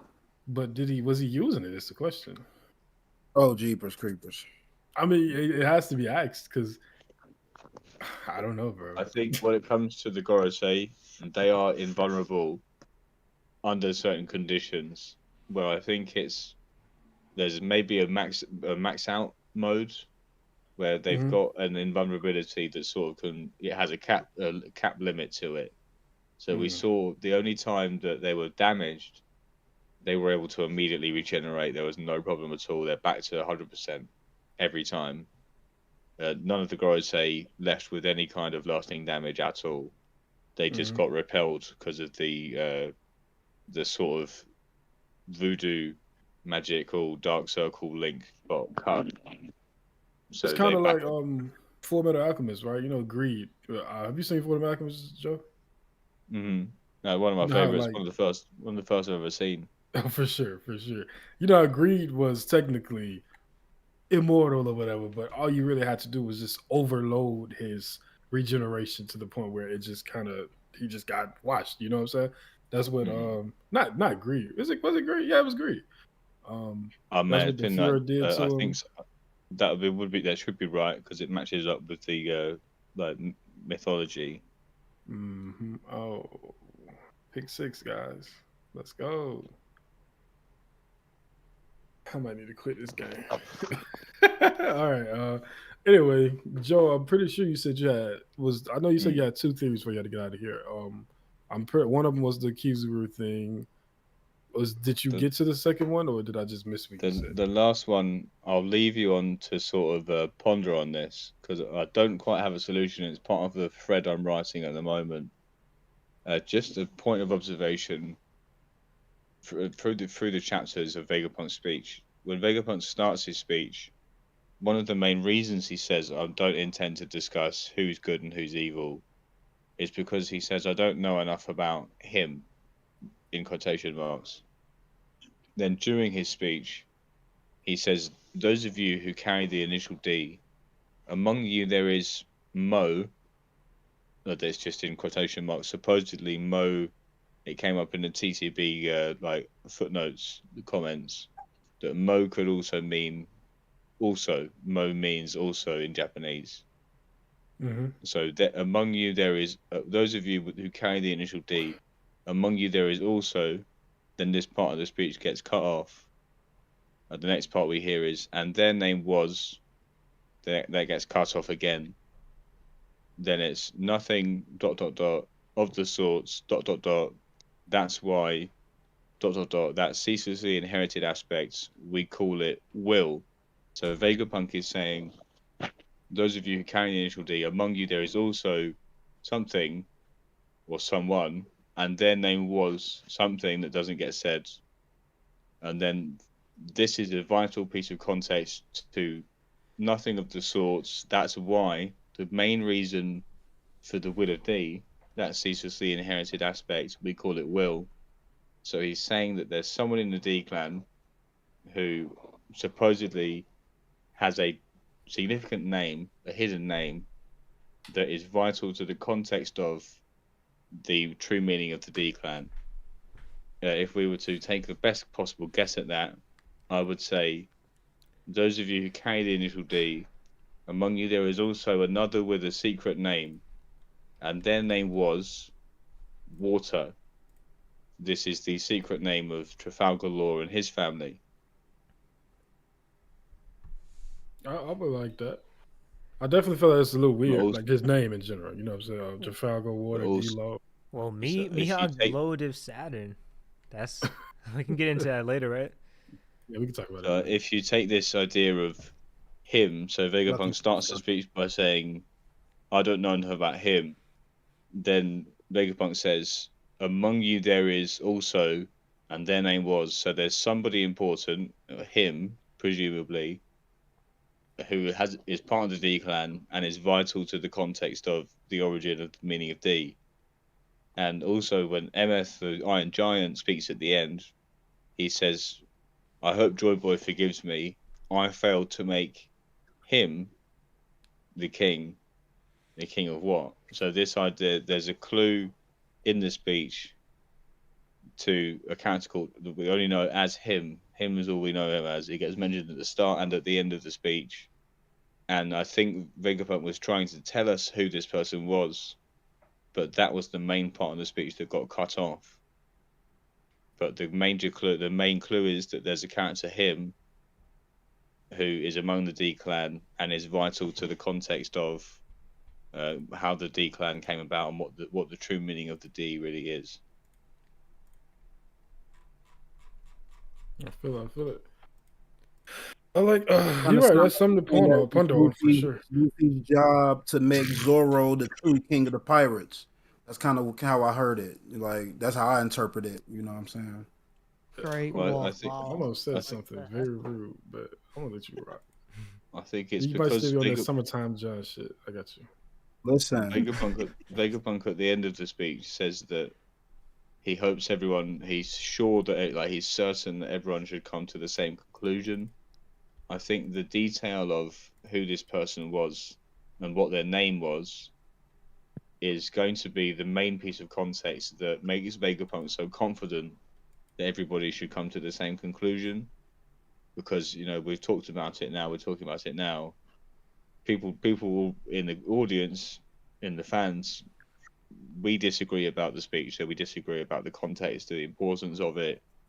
For Vegapunk to be so confident that everybody in the One Piece world should come to the same conclusion tells us that this person, whoever they are, is central to the context of what actually happened, and it's being implied again and again that everything we think is true is going to be flipped on its head.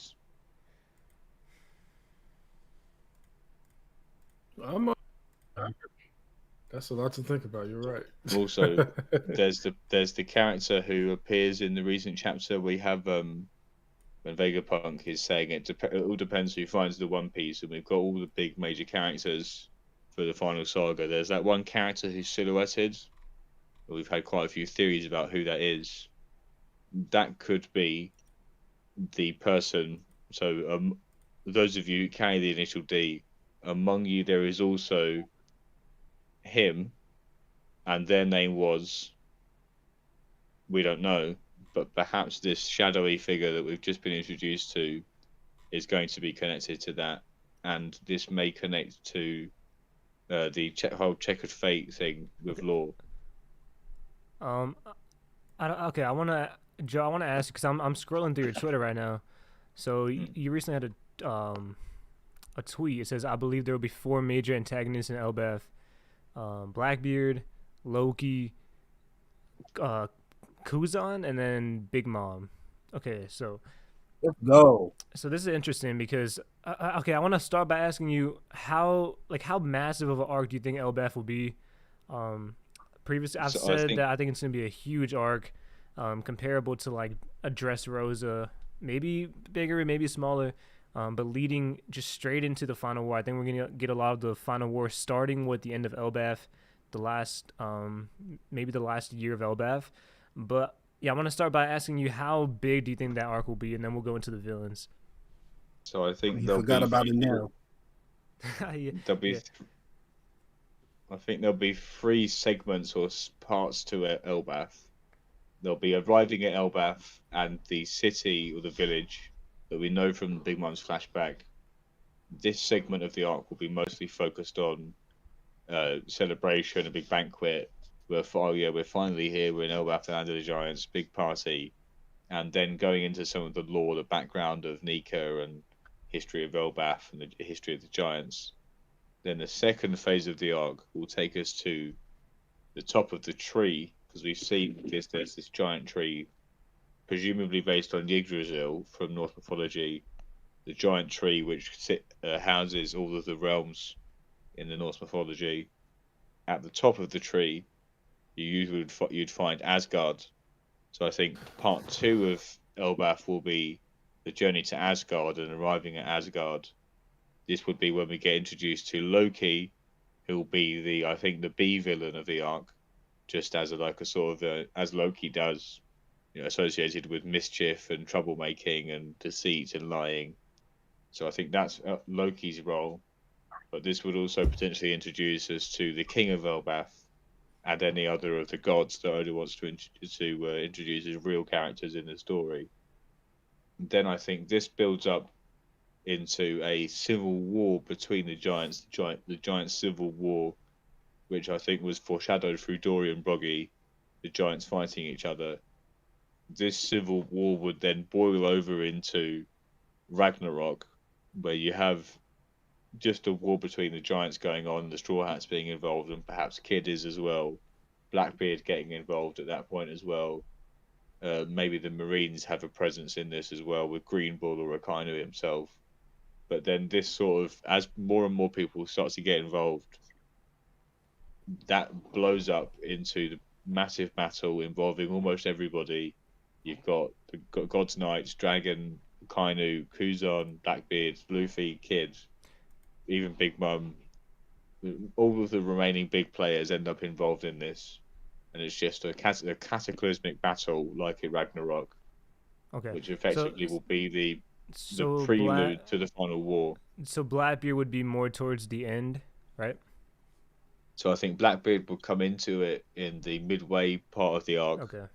And Blackbeard's main focus would be to obtain the intel that Soul is guarding. So all of the intel from Mahara is at Elbaf, and Jaguar D's Soul is protecting it. So I think one of the major parts of Elbaf as an arc would be Blackbeard discovering this, coming to Elbaf. Basically, there's maybe already a conflict going on surrounding Loki, perhaps Big Mom being involved. But then when Blackbeard becomes involved, that just will escalate the arc to a completely different level, where he would be targeting the intel from Ahara, But I think actually this, if Blackbeard were to target Sol and Robin and try to obtain this vital Void Century intel, that would be a major reason for Kuzan to actually finally step up and to oppose Blackbeard. It might be too soon for that, but I think this is going to be a major setup toward that. Kuzan finally betraying Blackbeard. Okay, so I'm not against Blackbeard being part of the Elbaf arc. My biggest problem with it is the thing is, so we now know that Caribou, he's talked to Blackbeard about the ancient weapons.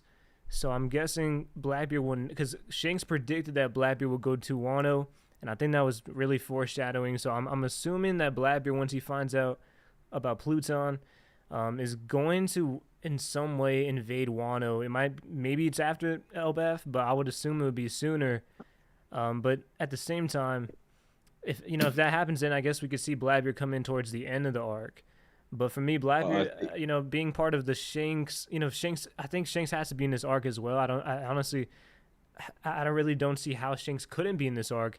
And if he is tracking down Blackbeard, that could lead into where Shanks comes in towards the end or towards the midway section, how you said. And yeah, Shanks being part of Elbaf, such a pivotal force of it, I would say that's perfect for Blackbeard to be an antagonist of the arc. So I can see where you're coming from as well. I think it will have to be later towards the end. But and like in the end, by the way, the end could be like an entire year, because I really do think this is going to be a massive arc. True. I think the time scale of the arc, so just increasing the time scale of the arcs. So we had Wano was, I think, a month overall, and then a couple of weeks before Egghead. Egghead has been a night and a day, but I think Elbaf is going to be several months in real time in the story. That would make a lot of sense. But Preach, I wanted to remind you that there are 2 ancient weapons that are going to be presented to Blackbeard as information, both Poseidon and obviously Pluton and Wano. And in my opinion, I don't know why, but I have a slight suspicion that because Blackbeard, crew of devil fruits, crew of users that can't really control the sea as much, their only weakness, I feel like they would have a inkling to try to go for Poseidon based on because I don't know, it just feels when it comes to Poseidon, there's the idea of the 2 sovereigns, and I mean we can debate on what that means, but I really do think it's Joy Boy and Poseidon being linked. And so I feel like Luffy's really tied to Shirahoshi in that sense, where so maybe Luffy will end up with Poseidon as his ancient weapon. And I feel like, I mean, this is kind of really going speculation territory. We don't know what exactly Pluton is, but when I think of Pluton, I think of this I think it has ties to like the underworld and darkness, and so I could see it being more towards Blackbeard. And then you also have to take into account that Wano isn't too far away from where they are. Like, it's in the same kind of area where Fishman Island's kind of a farther ways away. I could see Blackbeard going for Shirahoshi too, but I just don't know if it would be as useful for him, where if it seems like Shirahoshi's power is very specific to her use. So it's like now you have to also somehow control Shirahoshi to use it. And so I just think her being with Luffy makes a lot more sense, where Luffy can use that power because he's friends with her. Okay. I do feel like maybe Blackbeard might also learn that and try to use that against Luffy to the point where he said hold up, Prince. Attack pretty much. I'm going to jump in there. I'm afraid I'm going to have to drop off. It's 2 a.m. over here now. So I'm going to have to drop off, I'm afraid. No worries. No worries, but yeah. Everybody in the chat, make sure you guys go follow Joe. I appreciate you coming through, man. Hopefully we'll do this again soon. But yeah, go check out his theories on Twitter. Yeah, go ahead, bro. Say your final last thoughts. Thanks for having me, guys. It's always good to chat to you. Hopefully do this again soon, and have more of a... Hopefully next time I'll have more time to sit down and chat with you. Yeah, man, it was a great theories. A lot of stuff I didn't even consider, so I'm really it's good to talk theories with people, and it's always my favorite part of One Piece, so I appreciate you coming on, bro. Thanks for My having man me, guys. predicted the whole arc. That was crazy. Yeah, he did. Take He care, guys. predicted the whole arc. Gave us the acts and everything. Take Yeah, care, make bro. sure y'all check out Joe. Great with the theories, great with the content on Twitter. We love it. Appreciate you guys. Take it easy. And everybody who came in, Joe's supporters from Twitter. I see a lot of people in the chat. I appreciate you guys coming through too. Appreciate you. Thank you very much. All right, take Take care. care, So man, guys. appreciate it, man. And now my reappear. No, Alright, so- Nell is not coming back. What were you saying, Prince? You were going with So the I was Nell is saying not that coming back. maybe Blackbeard figures out this whole idea of Poseidon being connected to someone, and that in order to use Poseidon, you have to be friends with them in a sort of a sense, because it's not really an object that you can just use. But maybe he fakes an attack, like against Fishman Island, and shows that using the news to Luffy, like, oh, I'm attacking Wano and Fishman Island. You're gonna have to choose which one you want to come and save. Because I've had that theory for a while now. That like right now, although Luffy's like making tremendous progress and he's made like territories, he's spreading himself out extremely thin, like because he doesn't have it like an actual true fleet. He does Well- have one, but it's not really as stable as like other Yonkos. One thing I think it's we haven't seen this in a long time. It was brought up when we first heard about Blackbeard, I think in the Drum Island arc, and they talk about, I think it's Dalton and a few other people, and they're praising Blackbeard and showing support for him, freeing their country, or I don't know what exactly the details was. They definitely, it seemed like they were fans of Blackbeard in a way. We haven't really seen any positive stances on Blackbeard. It seems like everybody hates him. He has a lot of enemies. But it would be interesting to see a world where we know Blackbeard is a manipulator. He could somehow twist things around. And, he has the most important piece is going to be Katarina Devon, where if he can transform into Luffy, it could be a very interesting way to get Shirahoshi on his side. I mean, I don't know how everything could play out, but just that is a very useful devil fruit. We saw with Croc, with Bonchan, that was kind of the game plan, right? And so I would like to see that used with Blackbeard more. Because that could really change a lot of things when you consider how many important allies Luffy has, and just to kind of, I mean, Blackbeard utilizing that fruit for power, I think it would really fit his character. So. 100%. Like manipulation, deception, that all fits into Blackbeard's like playbook. So yeah, I could see it too. And then we don't know about Uranus too. That could be a wild card. I see, because the way I see it, I'm starting to see is this chapter, Uranus is with the world government. Like I know Okay, it's like speculation, like Vegapunk said, but it's got to be with the world government. I agree with that for the most part. So me and JJ missed y'all ratings, right? What y'all was looking like? I didn't rate it yet. I didn't rate it either. Yeah, I don't think we rated So the what the hell was chapter. bro? The chat I was like was waiting rating on it. y'all.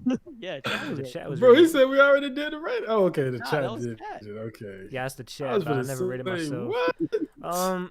I'll say this: I was confused the first time I read it. For some things, it was kind of confusing, but it wasn't like a great chapter. I would say it's just kind of a mid chapter.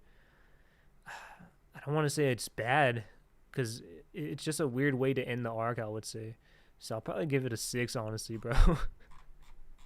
Word. Let's hear it, Prince. I wonder if that's too I mean, low. I'm a nice grader, but I'm gonna give it a 7 because, like, it was pretty much just like a Oda's kind of like back, like, pretty much an explanation as to why Vegapunk was able to be so planned and so proper with what the chaos in Egghead. And also we got to see like mini celebrations and stuff, tiny little panels here and there. But my favorite part of the chapter, which you will like a lot, Krow, is honestly the like exchange that Vegapunk and Sanji had. And in my opinion, I think that this interaction that Sanji had with Vegapunk is gonna like not change him greatly, but it'll add to his character development in some way, I feel. But we just have. I mean, he's the MVP of the arc. You feel me? I'm glad we finally started to open our eyes. Somebody There's in no the doubt about it. in the chat, after we do these rankings, ratings, Somebody earlier in the chat was mentioning like ranking the most important or best performances of each character, so we can do that. Maybe like top 5 after this. I wanted to do a whole stream about that next break week. Oh, we could do that next, just like an Egghead stream. Yeah, overall over-encompassing Egghead review. And then we also got to revisit our stock market. Oh yeah, for sure. We do in fact have to revisit the stock market.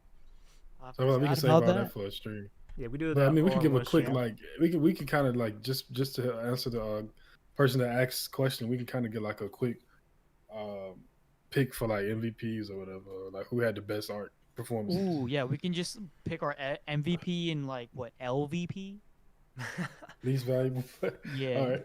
Okay, let's hear it. JJ, I want to start with you. Okay, Really good. Hilarious. Dang. So I mean, first of all, just to finish off everybody, I think everybody rated. I'm gonna just do a little. I think it was a 7 chapter as well. I feel like the chapter. Yeah, I felt like the chapter was really good in regards to showing exactly why would Vegapunk really just have this speech on deck? You know, now that we see that he figured out about York and all the things beforehand, I felt like, first of all, I felt like the name of the chapter, Avoid Fortnite, I thought that was kind of fly when, you know, a lot of the speculation that's been going on recently is about the Void Century, them bringing back Joy Boy. Seeing Yamato is just a negative at this point. Like, I just really wish he would have joined the crew.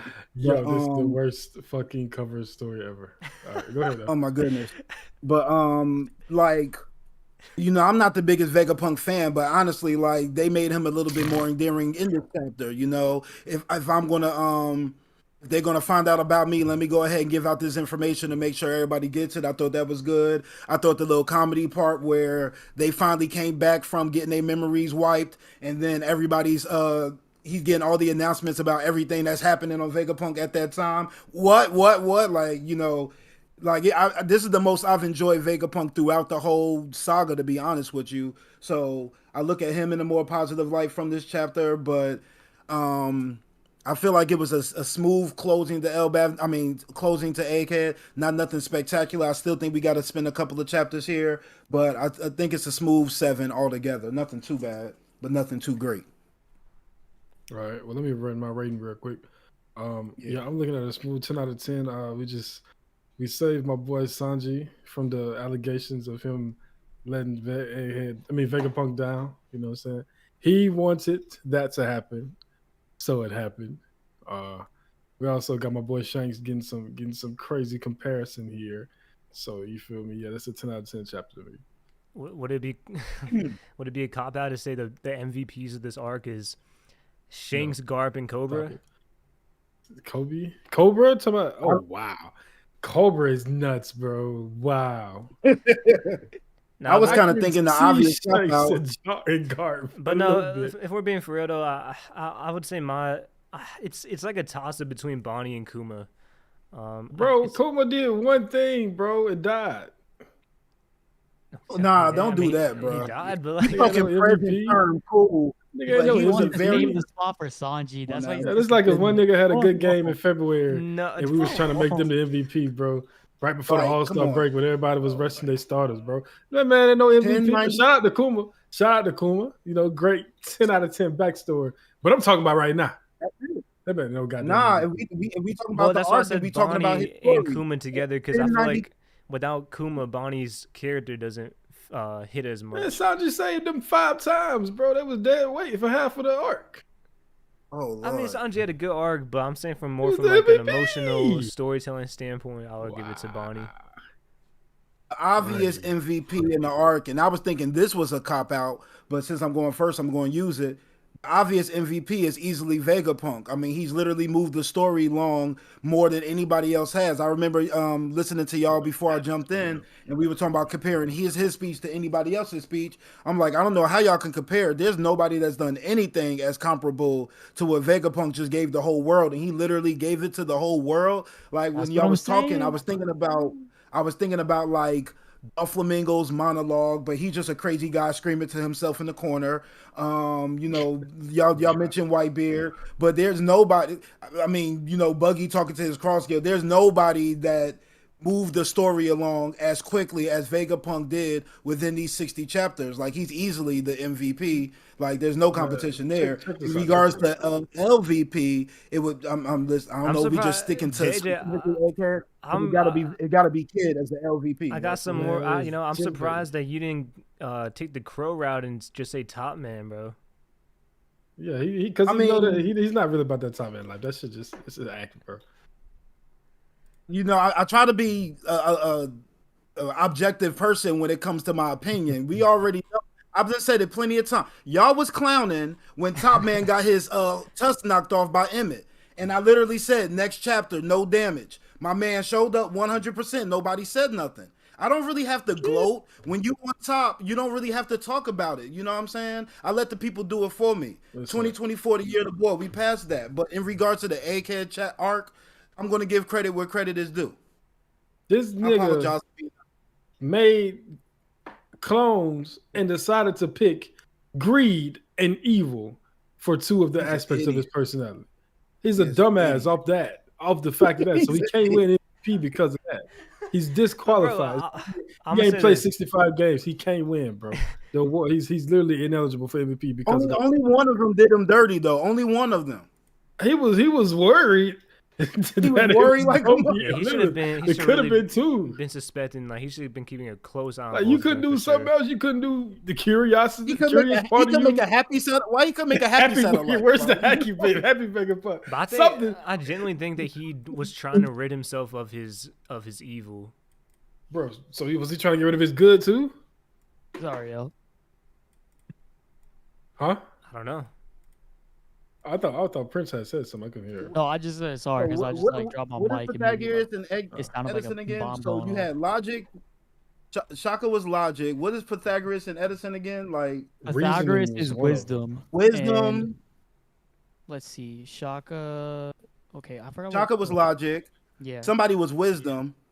Bro, he could have did horniness or something, bro. He ain't have to do. No, the other one, the Greed, Edison, he bro. was innovation. He was like the thinker. He always had a new idea. Y'all That ain't was see the crazy, Inside bro. Out movie, bro? All them different emotions. Come on, man. Did we have to do greed and evil? Are you serious, Vegapunk?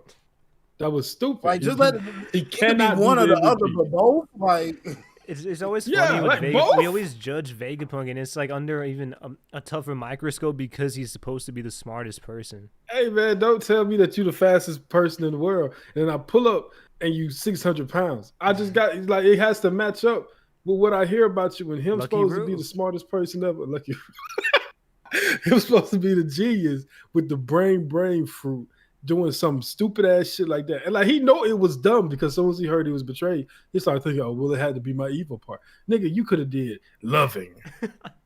Like I said, horniness or something. All of that would have been better than evil and greed, bro. Even though evil didn't wind up being nothing too crazy, but still, that's too Maybe very. he didn't have love in his in his soul until Kuma. There you All go, I'm saying bitch. is, if there was a horny Vegapunk, One Piece wouldn't be a kid's manga. I'll tell you that right now. We already got a funny straw hat. Two I of mean, them actually. Okay, That's- so wait, Prince, what is your MVP? Because we got 3 different ones so far. Well, I guess mine is like 4. I guess it's like Bonnie and Kuma, but we got different ones. So MVP. I mean, there's a lot of choices to choose from, but if I had to give one specific person MVP, Outside of Luffy, please. no, of course, Be of boring. course. Like, Don't be like boring. you really hey, pick Sanji? nah. Yeah. and I'm gonna say that you could say I'll give you if you say Gore say it's like a group, I'll give it to you. Like that's fair. In Pull it my up, man. in my Okay. opinion, it has to be either I'm not gonna say Joy Boy because he saved him as a cop out, but I will say E-Myth is a possibility. I like Wow. E-Myth really did hold. If you think about it from an entire like from the ground up perspective, E-Myth is the one who was carrying the transponder snail. So the reason why the speech is out in the first place, reason why the speech was able to go for so long, because every single second of that speech is vital. Like O'Hara, one name wasn't even leaked. The Ancient Kingdom. They didn't even get one name leaked. But all of that speech, each second was extremely vital because it exposed more information against the world government to the world. And Emeth was able to hold what? A whole like 4-page essay worth of speech that Vegapunk had. Goated. So it's either Emeth for me, or like if we want to go the Straw I'm gonna Hat do a route, poll. This will appease Krow, but I'm gonna say Sanji. Okay. Man, Oh, don't so appease Sanji, me, okay. nigga. Listen, don't appease me. Emeth- Answer with your heart. Emeth literally continued the story because when Top Man jumped and like was about to surf that water and was about to get on that boat, it was about to be over for them daggone giants. But Say somebody's Emeth came story. through and got that little slick shot in and saved the day. Like you better give Emeth his respect. I'm just So- saying. Yeah, so no, I'm gonna do a poll. Like if I had to choose, I would take Emeth. But if there was like a Straw Hat He MVP, did Sanji. one thing. I'm gonna do a poll, but for mine, should I Main do thing. He did the two should, most- should And I, it wasn't he did even the his two shit. most important things. It Should I wasn't do- even The his two most thing. important things. should I do Bonnie or Kuma The for the two poll? Sanji 'Cause I feel like if I do saved both, Nami it will win it. twice. Listen, Sanji saved Nami Nobody. twice. That doesn't matter. Okay. What? Saving Nami does not compare to getting the Vegapunk speech throughout the world, sir. Fuck the speech. He ain't say nothing. He ain't, bro. This man ain't even tell us Chat, who chat. was evil in the speech. He said up and tell us, well, oh no. Even though I just figured out that he know that Greed Lilith went to the Celestials and they started sending people to kill him for doing this research. And he still walked his dumb ass up there in front of that camera and said, well, I can't really tell you who evil, even though they're trying to kill me for reading the poneglyphs. They might not be evil. Shut your stupid ass up, bro. This man is not a genius, and he damn sure ain't no MVP of the art. Now let's get back to Big Sanji, right? All right, chat. I made a poll. I don't want to include Bonnie and Kuma together. That's kind of just too much. I think they'll just win it. But so we got Emid, Vegapunk, Bonnie, or Sanji. Who was MVP of Egghead? So we said MVPs. You guys want to keep going? I'm gonna say, let's look from the start. Let's talk about Egghead from the beginning, right? You're When really Kuma trying was to convince climbing- Sanji. I'm saying when Kuma Bro, was climbing mountains and getting punched in the face by Akinu, Sanji was on Egghead already, saving motherfuckers. You feel me? He was already doing that. And when Kuma came and got his one little punch off that didn't do nothing, and then shut down, his battery went dead, Sanji was still saving people after that, including him. You know what I'm saying? I'm just putting it out there. Bonnie was cool, but she was also the least interesting part of her own story. I'm just saying. Come on, bro. Don't do that. I've already had to say Vegapunk is an idiot. Sanji has been from start to finish of Egghead the most consistent character on the front lines, saving people, putting in work, getting good feats against top tiers. If Zoro did half the shit Sanji did in this arc against Kizaru, and even when he speed blitz no Zero, motherfuckers would be creaming in their pants, you feel me? But since it's Sanji, we downplay it. This man was the most valuable person on the arc from start to finish, bro. That man did run up on 2 Gorosei. Like, listen, only Luffy ran up on 2 Gorosei when it comes to the Straw Hats. And drew blood from one of them. I'll be honest, You but feel me? I really think Top Man should be over. I think he should be in this poll. He definitely should. He was Over Bonnie? he carried. Sure, yeah, sure, over Hold on, Bonnie, Who too, you yeah. got in this call? Oh, over Bonnie for sure. Well, it's like Bonnie. I to feel like me, Top Man it carried really the is like the a Kuma Gorosei's Bonnie image. combo, but I just put Bonnie. But yeah, feel I mean, bro, Top Man was fighting Luffy for a good chunk of the arc, and I'll give him credit, bro, because I mean, we didn't see Luffy had to eat multiple times, and he was still fighting. When he was fighting Saturn, it felt like it was kind of just like. Here's the thing. Actually, we should go into He was clowning the Gorosei. He was clowning everybody. Yeah, he was. Yeah, especially Like, Jupiter. He was the clowning. worm, the fuck and he slapped the worm like 3 times. Yeah. He sent one dude flying. He was clowning like Saturn. He was putting the beats on Saturn like. And that roar really like Top it Man really, saved the Gorosei's Yep.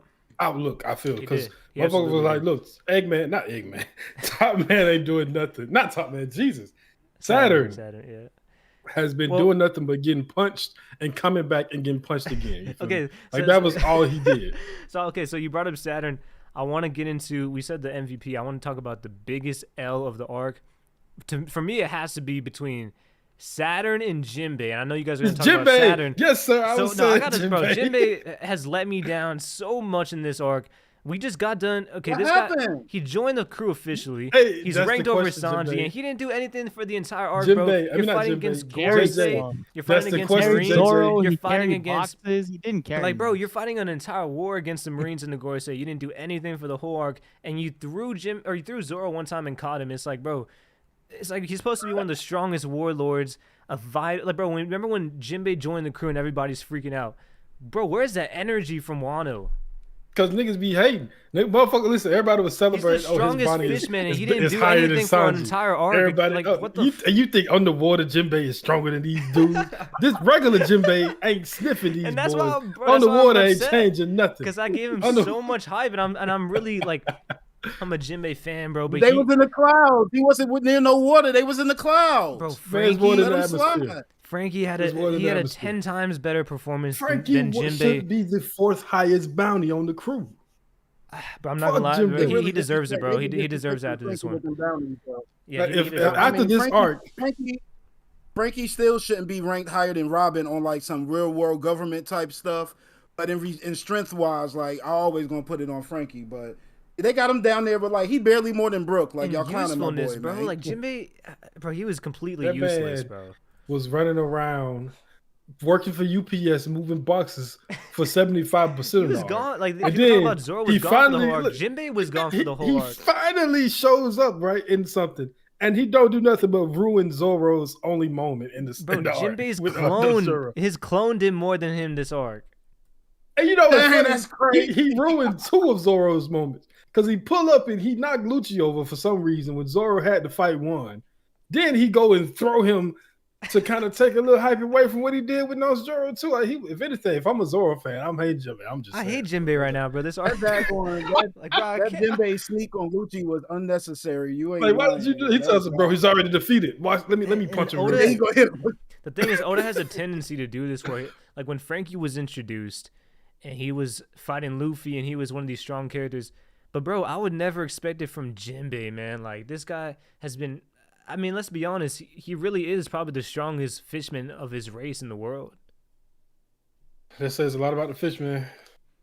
Bro, come on. He's top dog, but I mean, you know, this wasn't his arc. You know, when you do think about from beginning to end, Shanji has been putting in a lot of work. You know, Will it dream? taking the punch from S Shark. You know, clown. He made the Seraphim almost look bad with how I can't Sanji even put the work say in. I can't even say underwater Jinbei anymore, bro. It just doesn't feel right. He's ass. He ain't given much. He ain't been nowhere near underwater, man. They was in the clouds. It was a lack of. And air. that's why They it's, come out the whole- it's irrelevant because more often than not, he's not gonna be able to use them underwater. He said, Will it Dream said Jinbei ain't weak. Oda's not giving him his time to make other Straw Hats grow and shine. But bro, that's the problem, bro. It's like I don't think he's weak. But if he's so powerful, he should be so useful in an arc, especially an arc like this, where you have an entire war going on. Yeah, bro, Jinbei was just I feel like Forgot every the vibe chapter that I'm he like, bro, was just Jinbei this has to do crazy something, strong, bro. bro. And every single chapter I say, he never did. It was just I can't even, bro. Can you even name a single Jinbei moment in this arc that was actually like impactful and like a good moment? No, it don't exist. Oh my god, bro, it's Bum just ass horrible. nigga. Even Chopper, Chopper, bro. Honestly, Chopper survived the crazy. Gorosei, and Jinbei's over here just like forgettable, bro.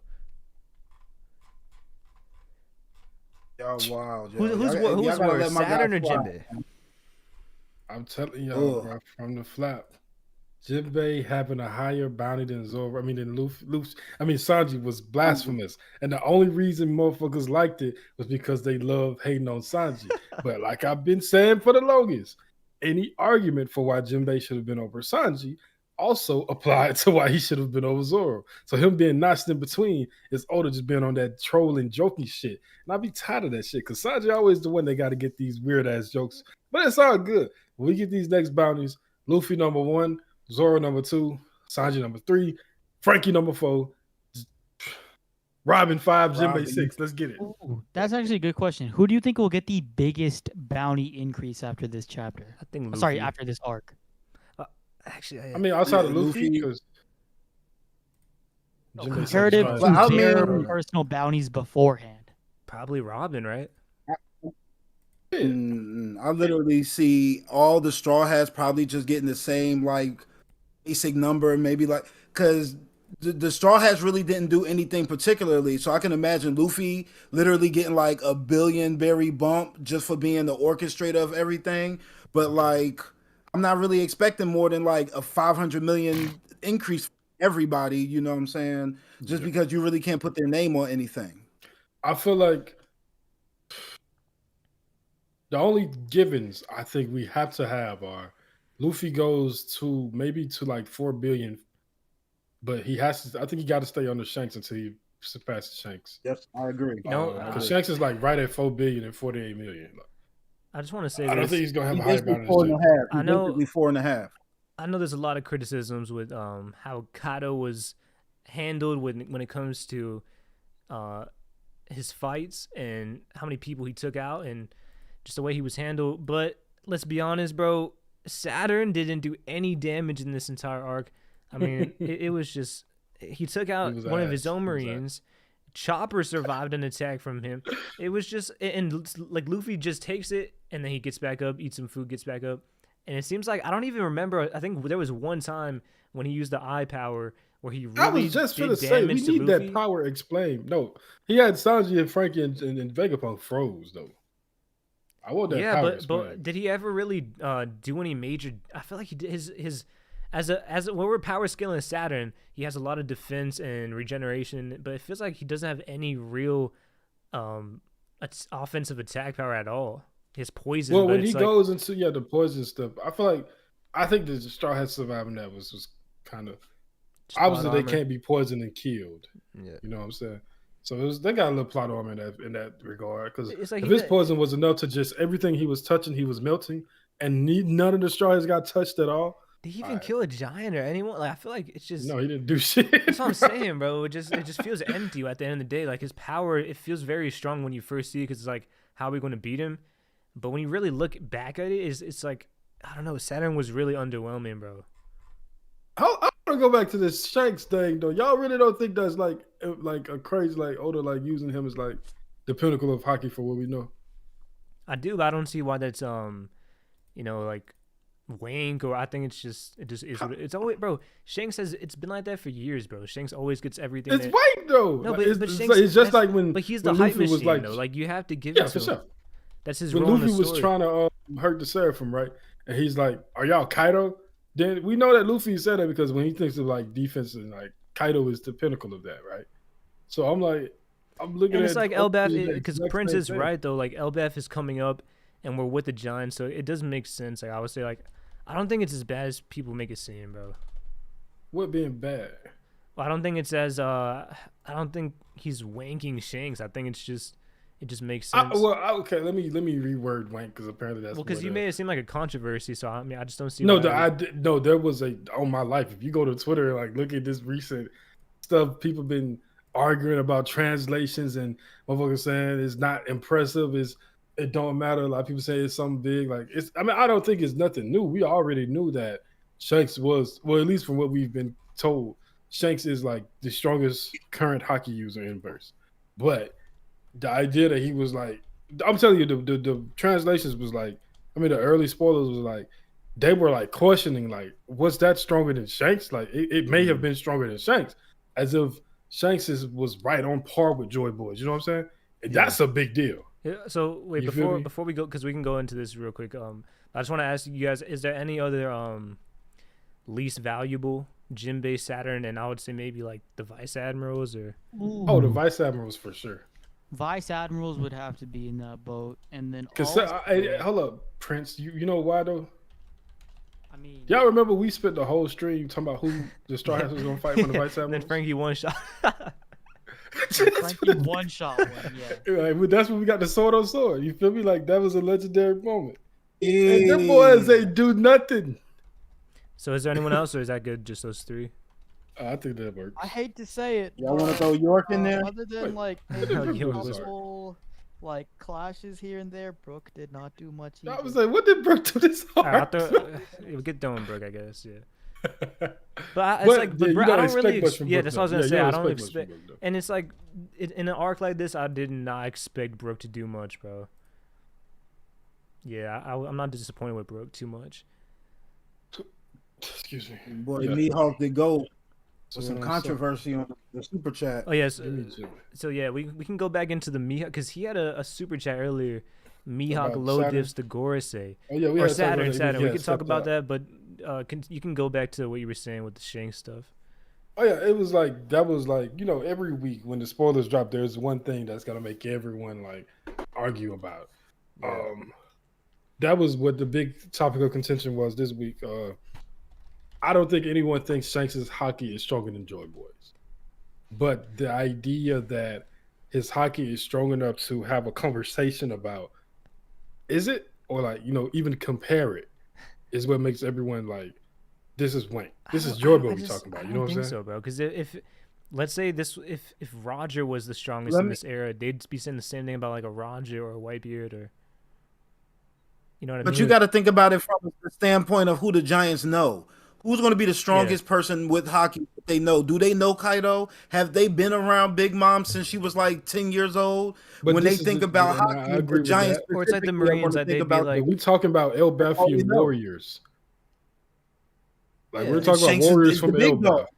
They're talking about warriors that lost to Mr. 3. Yeah, they spent 100 years on on Little Garden, sure. But that doesn't change the fact that they literally ruled the seas before that. Like the Giant Warrior Pirates were the most fearsome crew on the seas, no doubt. So yeah, like, I mean, you could even say that I don't be acting like they just were some dummies that don't know nothing about the seas. I don't agree with that. They were the pinnacle of piracy in their time. And now they're back for what it seems to have been at least 2 years. Yeah, they haven't met Kaido, but Oda wrote this line. He wrote that line for a reason. Because I remember when we first found out Shanks' territory was in Elbaf, and I was like, yeah, I definitely think that Shanks conquered this land. And people are like, nah, I don't think he conquered it. I think he was friendly with them, similar to Luffy or whatever. I'm like, no, bro.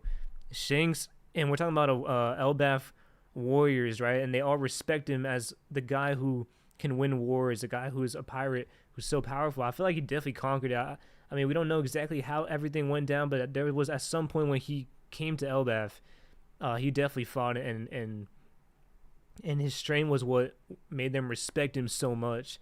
So I don't know. That'd be interesting to see kind of the relationship more of Shanks and the Giants. For sure. I just think that's some crazy portrayal. I ain't gonna say wank, but type of like portrayal to be mentioned alongside Joy Boy's Haki. Like I don't see how you can say that. Don't you think like Roger would be in there? Like don't you think the same? Yeah, thing for sure. Roger would definitely be there. So I guess the question now is, would Mihawk ever be in this conversation? If I speak, I'm in big trouble. Mega T with the $5 just woke on the OPU tonight. Gonna be a good night. Yes, sir. Of course. Why not? Mihawk D Goat Shanks and Mihawk. I just swallowed those words like Kevin Garnett. Shanks and Mihawk over Roger and Whitebeard. In my opinion, I order it like this: Roger 1, Shanks 2, Whitebeard 3, Mihawk 4. But the last two are interchangeable. You know what the difference? Depending on how strong you think a Black Blade is, compared to the way I see it, Roger and Whitebeard. I guess actually it's not. Never mind. It's not too different, but I would still take Roger and Whitebeard. I ain't gonna lie, Shanks beating the dog shit out of Whitebeard. Fuck that. Come on, bro. He is beating that man the fuck up. That fruit ain't meaning nothing. This is the pinnacle of Haki, bro. I'm not studying no Whitebeard, dog. Don't chat to me if you ain't got no straw hat on your head. You feel me? When it comes to Shanks. Yeah, I don't want to hear Shanks isn't fighting Whitebeard, he's fighting Roger. Because that's the only person on his level. I mean, it's like not chat. Straw Hat versus Straw Hat. It's like the right matchup. The Straw Hat is if you had a straw hat on your head, don't no title apply to you. Don't none in this story apply to you because you the top one of your era. Joy Boy had a straw hat. Roger had a straw hat. Shanks had a straw hat. Luffy got a straw hat. I don't want to hear nothing about no world's strongest man, no world's strongest swordsman. I don't give a fuck. Straw hat over all that shit, bro. With that being said, I'm Roger and Whitebeard over Roger. And Mihawk beating Whitebeard. No, he's not, bro. Facts. Oh, God. Your rank was just different than that like 2 minutes ago. I just changed my mind. Well, I can't. I'm a human being. I changed my mind. I'll make a poll. Are we good with the Oh, bro. Vice Admiral is 68%. I guess. Yeah, was we brought them up. They definitely were the biggest disappointment. Like, don't give me no chapter about them. Showing me all them like they finna do so. All right, what chat. the boys But did. I mean, like, listen, you know, we was at a point with Roger where he was like, listen, if y'all gonna come for me, y'all better bring Sengoku or Garp. Like, that's where them Straw Hats are right now. Like, with them Vice Admirals really shouldn't be messing with none of the Straw Hats where them boys is at this point. Like, for real, for real. Facts. I mean, I think that's a fair way to think about it. Outside of, like, you know, Usopp, for real, like, you would expect everybody to be able to give pain. You know, I say, but you know, Usopp and Frankie are like the fodder squad. They could snipe away at whatever's necessary. And Nami got with Zeus, she's an issue too. So You know what? I'm thinking that we shouldn't even look at the Vice Admirals like that compared to these boys. That was y'all though. I'm telling y'all, Kobe was stronger than all of them. Y'all didn't want to listen to me. The problem with Whitebeard, because we did see he was on par with Roger in that Odin flashback, but the thing is, like, we get so much more hype for Shanks, and then I feel like if we got a chance to see Whitebeard more in like God Valley soon, and even later on once he's in his prime, if we got to see more hype surround him, Whitebeard, man, I would love to see that, because I know a lot of people love Shanks, and it's understandable.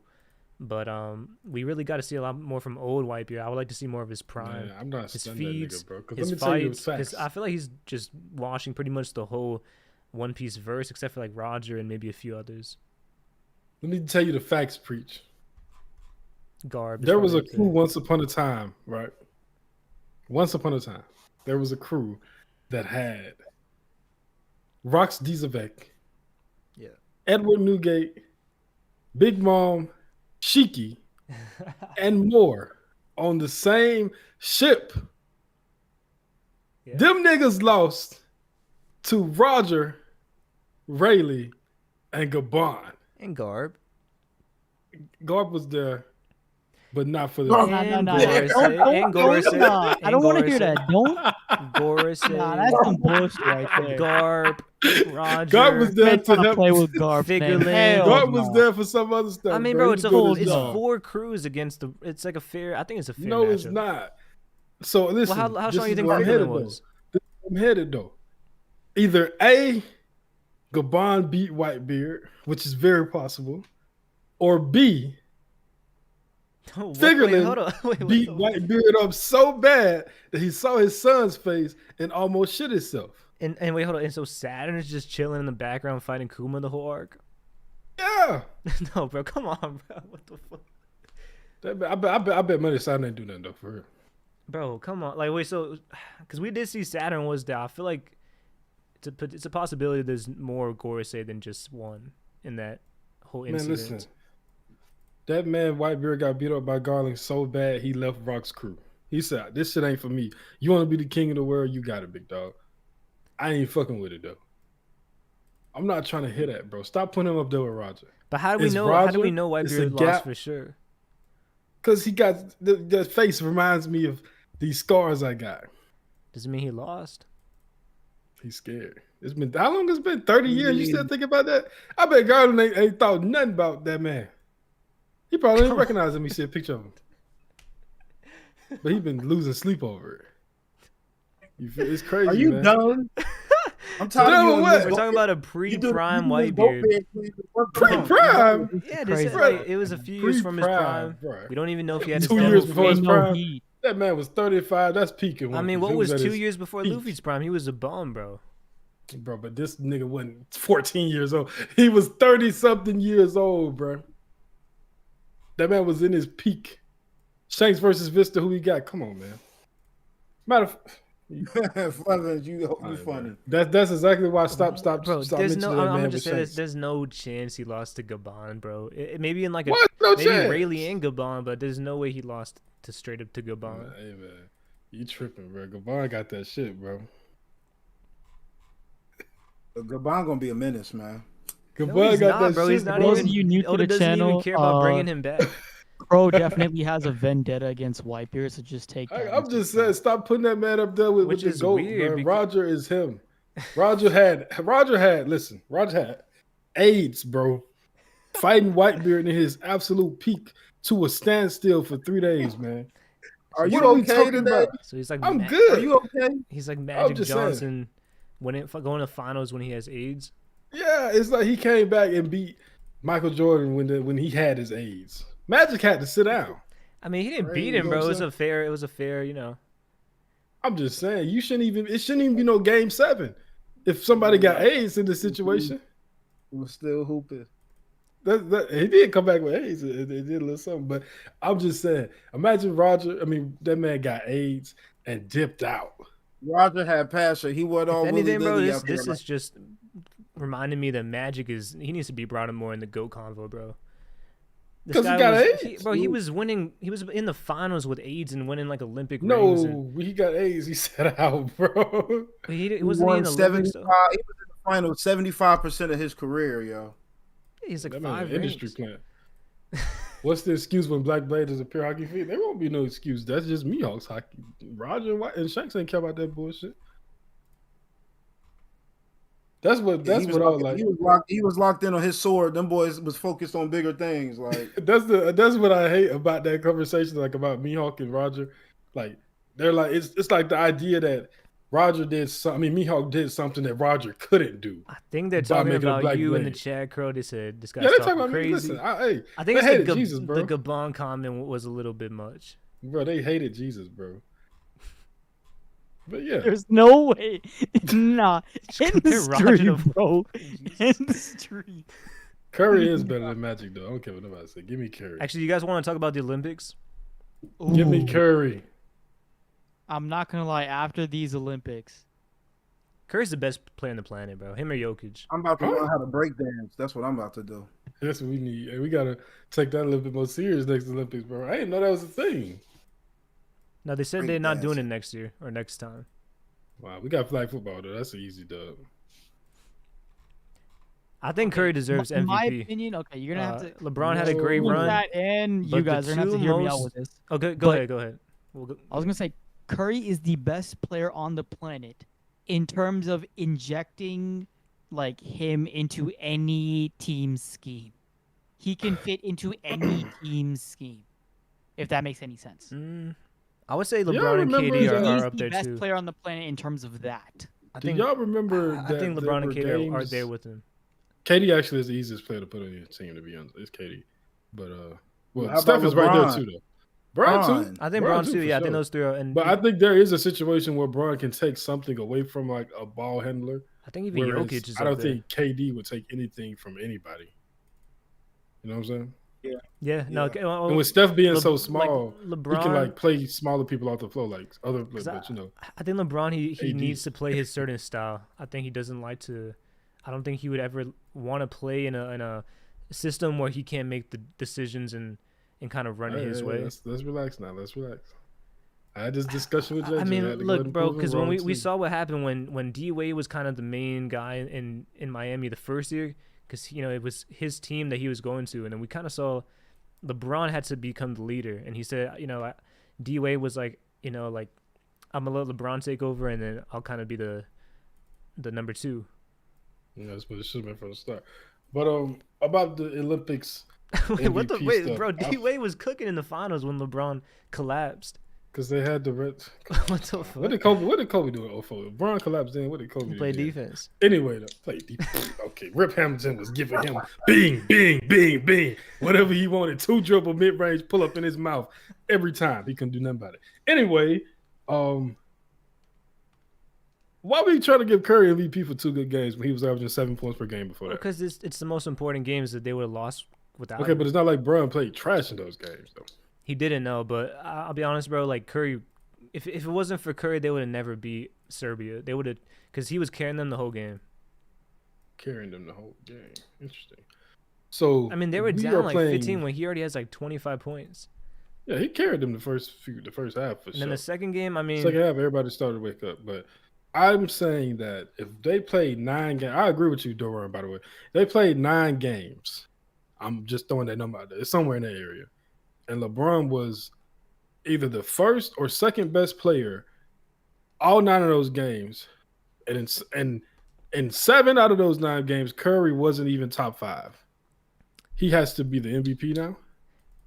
I see what you're saying. Like Curry was, I think he Like, averaged like 7 consistency points matters. before the last 2 or 3 games. Yeah, it was 7 points But on like at the same 29% time, shooting. like, do I really care if he has 7 points when they win by like 40 points? Like, who cares? Okay, Yeah. but this is the thing. They win by 40 because of the efforts from other players. Yes, I sure. can't erase that. I'm not You know what I'm erasing saying? that. Like- I'm just saying, like, I don't think they're worried as much as of Like, like. let's say those guys don't play good either. Let's say LeBron don't play good when they play against some of the other guys, and they lose before they even get a chance for Curry to go crazy in the final. Yeah, I mean, I see what you're saying though, but I just think the most important games is like it's more important, bro. It's like if you gave the, it's like if the Finals MVP was just a playoffs MVP.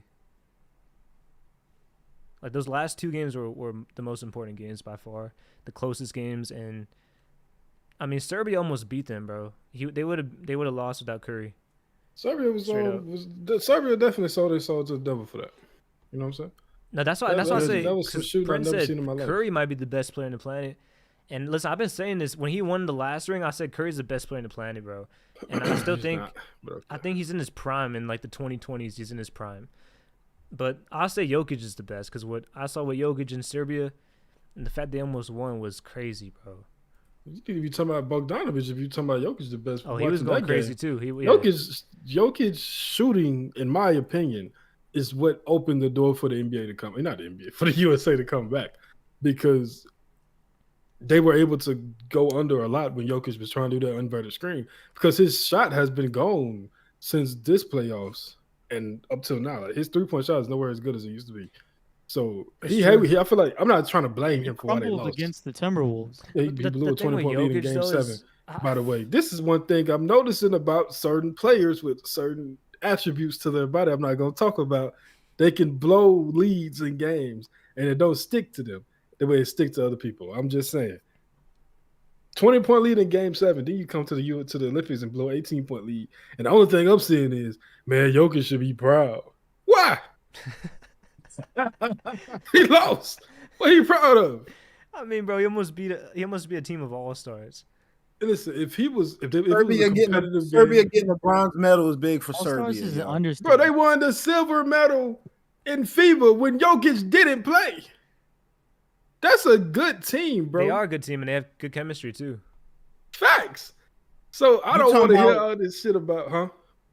I mean, like, Oh, bro, did they just- everybody come correct when it came to FIBA? Did we come correct when it came to FIBA? We didn't go correct, but everybody else brought their best players. They just, bro. The chat said, "You ever think about live reactions with the crew? Would you guys ever To be what? down to do like live reactions of the chapter or I guess the anime, I guess, or something? Ooh. I personally feel like NBA? y'all gonna have to carry though, because if I'm reading the chapter, I gotta shut up, bro. I ain't trying to be talking. You know Hey, what I'm saying? It is honestly, kind of I'm weird down reading the for- chapter I'm with down 5 for- people at the same time. I'm down for live reactions for the episodes. Yeah, I like that. A watch party? Yeah, especially because of the Actually. fact that the episodes have been crazy. I wouldn't these know days. how to set it up. I mean, we could probably figure it out. Prince, you could maybe help me out. Talk to but Ohime. Talk to Hime. She probably can help us out. I could Oh, ask. yeah, Yeah, for I could ask Hime. We could probably figure it out. Chat, let us know. Would you guys be interested in, other content Wahus, reactions? talk Or... about the poll. Vote for Shanks and Mihawk, Wahus. Don't ask no questions. Just vote for Shanks and Mihawk. Yeah, y'all speaking on that anime, I literally just caught up with the episodes earlier. I saw Galaxy Impact when that first happened. That was bananas. But that new Garp versus Kuzan, that mess was crazy. Like, Bro, the anime is really representing y'all. insane. We finna get the emu stuff, I think, next week. This chapter We was getting the buggy tonight. yeah, the We buggy getting buggy shit. today. Well, Mihawk was scared of the Yonko, right? Who's the guy in the Discord that was?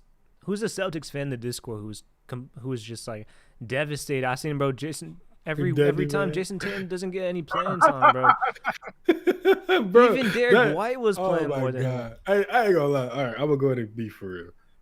Him not playing was crazy. You cannot tell me it's a math problem why Jason Tatum can't play.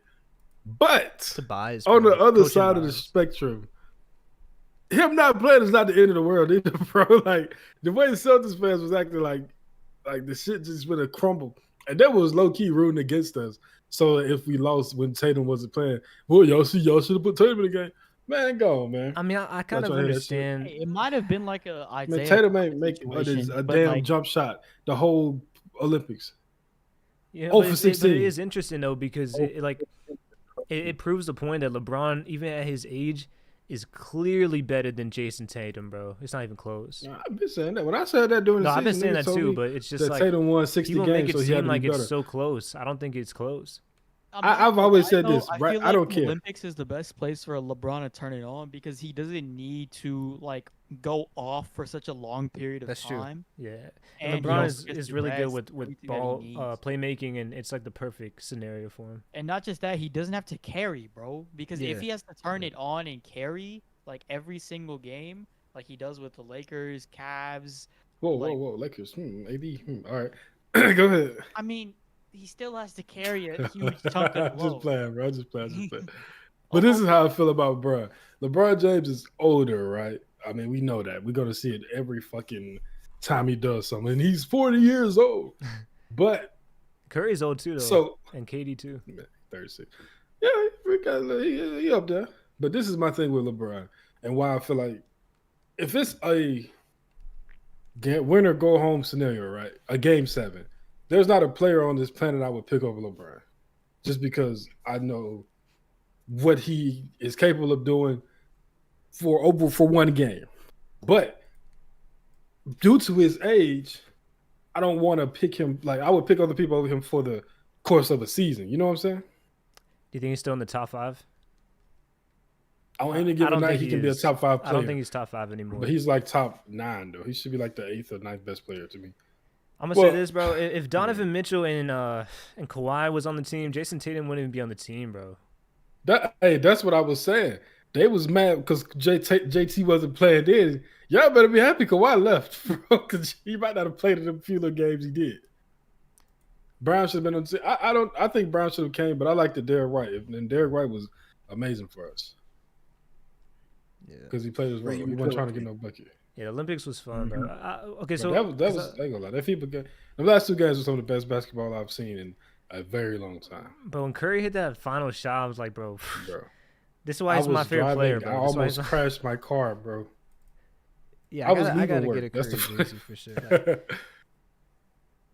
Or what do you guys think? Because I've seen people, they always got to do it every year, comparing it to the Dream Team, especially when Bron is there, Curry, these like these big names.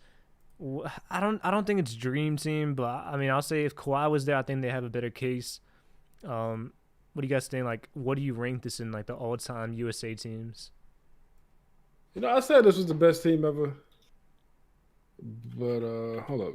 Because I think with Dream Team, the thing was like you had guys in their primes, like you had Jordan in his prime, Pippen in his prime, Barkley in his prime, like all of them were in their primes. Karl Malone, and I think it's a little bit different. LeBron is still great, but it's not prime Bron. It's not prime I'm asking KD. this question: who's better than out of them names you just listed? Which of them, besides Michael Jordan, who is better than 39-year-old LeBron? I would say like prime Karl Malone is probably better than current LeBron. No, he is. No, bro. he's not. No, he is not. Like I'm gonna say, Larry Bird wasn't. He was old and injured, and Larry Bird back. Larry Bird couldn't even stand up straight. Like Pippen is as good as LeBron. What? Bro, he is, bro. Pippen who? You don't think Pippen was a top 10 player back then, like in that time in his prime? A top 10 player back then is very different. Well, I'm saying because we're saying LeBron is like a top 10 currently. But we also said on any given game, LeBron can be the best player on the floor, right? I agree, but I'm saying like Pippen, even when Jordan left, he was still like a top 5, 10 player. He was a MVP candidate. I don't know. I mean, they still won like 55 games. Out of all them people, right? Besides Michael Jordan, who out there is better than Stephen Curry? Okay, so Elijah one wasn't there. I'll say Karl Malone and Barkley are stop with this Karl Malone shit. They're not better, bro, but they're as good. They're as good. Respect the mailman. I think so. He delivered his shit to the wrong place. I'm not respecting him. He got the wrong address. Okay, I'll give it. I'll give it a step. I'm saying like they're close enough where it's like Okay. A debate. Let's keep going. Let's keep going though. Kevin Durant. Oh, Kevin Durant's past his prime, bro. Nets KD and just Warriors. averaged 30, bro. Yeah, but he's old and he's not like he's Past his prime, he's still better than them. Like Listen, if this is past his if prime, it's Nets bro. KD, I'll give it to him. But Respect Patrick Ewing. or Warriors was KD, I'll give it to 27, him. 7, and 5 on. It's not 50-49. It's damn no close. His defense has declined. Who's better, bro? We said KD or who? Malone, Barkley, all these niggas. KD is better than them. No, bro. Why Hutch said I can't. Wait, hold on. Why Hutch Listen, said, I understand the hate for Karl Malone, but why are we acting like he's not like a top 5 scorer of all time? Why we acting like he didn't shit the bed in the playoffs every year?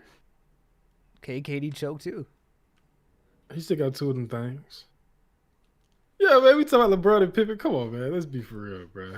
I'm not gonna lie. Barkley, I think take Barkley the- was cold, bro. I take the 2012 Olympic team, not the I was 2008 one. I was finna say Prince. I was finna say, I don't know, before I was like, I said this was the best team ever. But I went back and looked at the 2012 team. Yeah, the 2012 Hey, team. Kobe, Hey man. LeBron, man. That's prime Melo. D-Wade. That's like before the young injuries. James Harden going into his stride. You got a But younger KD, Clippers. Chris P3. Paul. You got K Love going into his stride on never T mind, Wolves. never mind. Like team's still better. like we know Kobe. 2024 better, Iggy bro. on the 2024 better. 76ers. The only problem with 2012 was they didn't really have a good Big like men. center, right? Yeah. Bro, Yeah, Tyson 2024 better, Chandler? bro. He was good, Bro, good defensive would be- big man, but Out of all these, Compared to out of every team we Embiid looked or- at, he would be the worst center of He would be the everybody. worst we got. center. compared to but like in a my David opinion, he's Robinson the- or he's the best one in terms of filling the role because he don't got an ego, right? Nah, It's just give me that. but it's the just thing is, like, that's it. That's all Listen, he has to bro. do. but bro, you got to realize the 2024 is the USA, best the team ever. dream team, they had David Robinson and then Ewing as the backup. That's insane, bro. That's cool. They had the best. There's no other team that had like a better front court than them than the Dream Team. I'm not gonna deny that, but I'm looking at 2024 and I'm seeing, yeah, LeBron. Let's say LeBron is past his prime, right? We've agreed on that, but we've also agreed that on any given night he can be the best player on the floor, no matter who was on the floor, aside from maybe let's say peak Michael Jordan.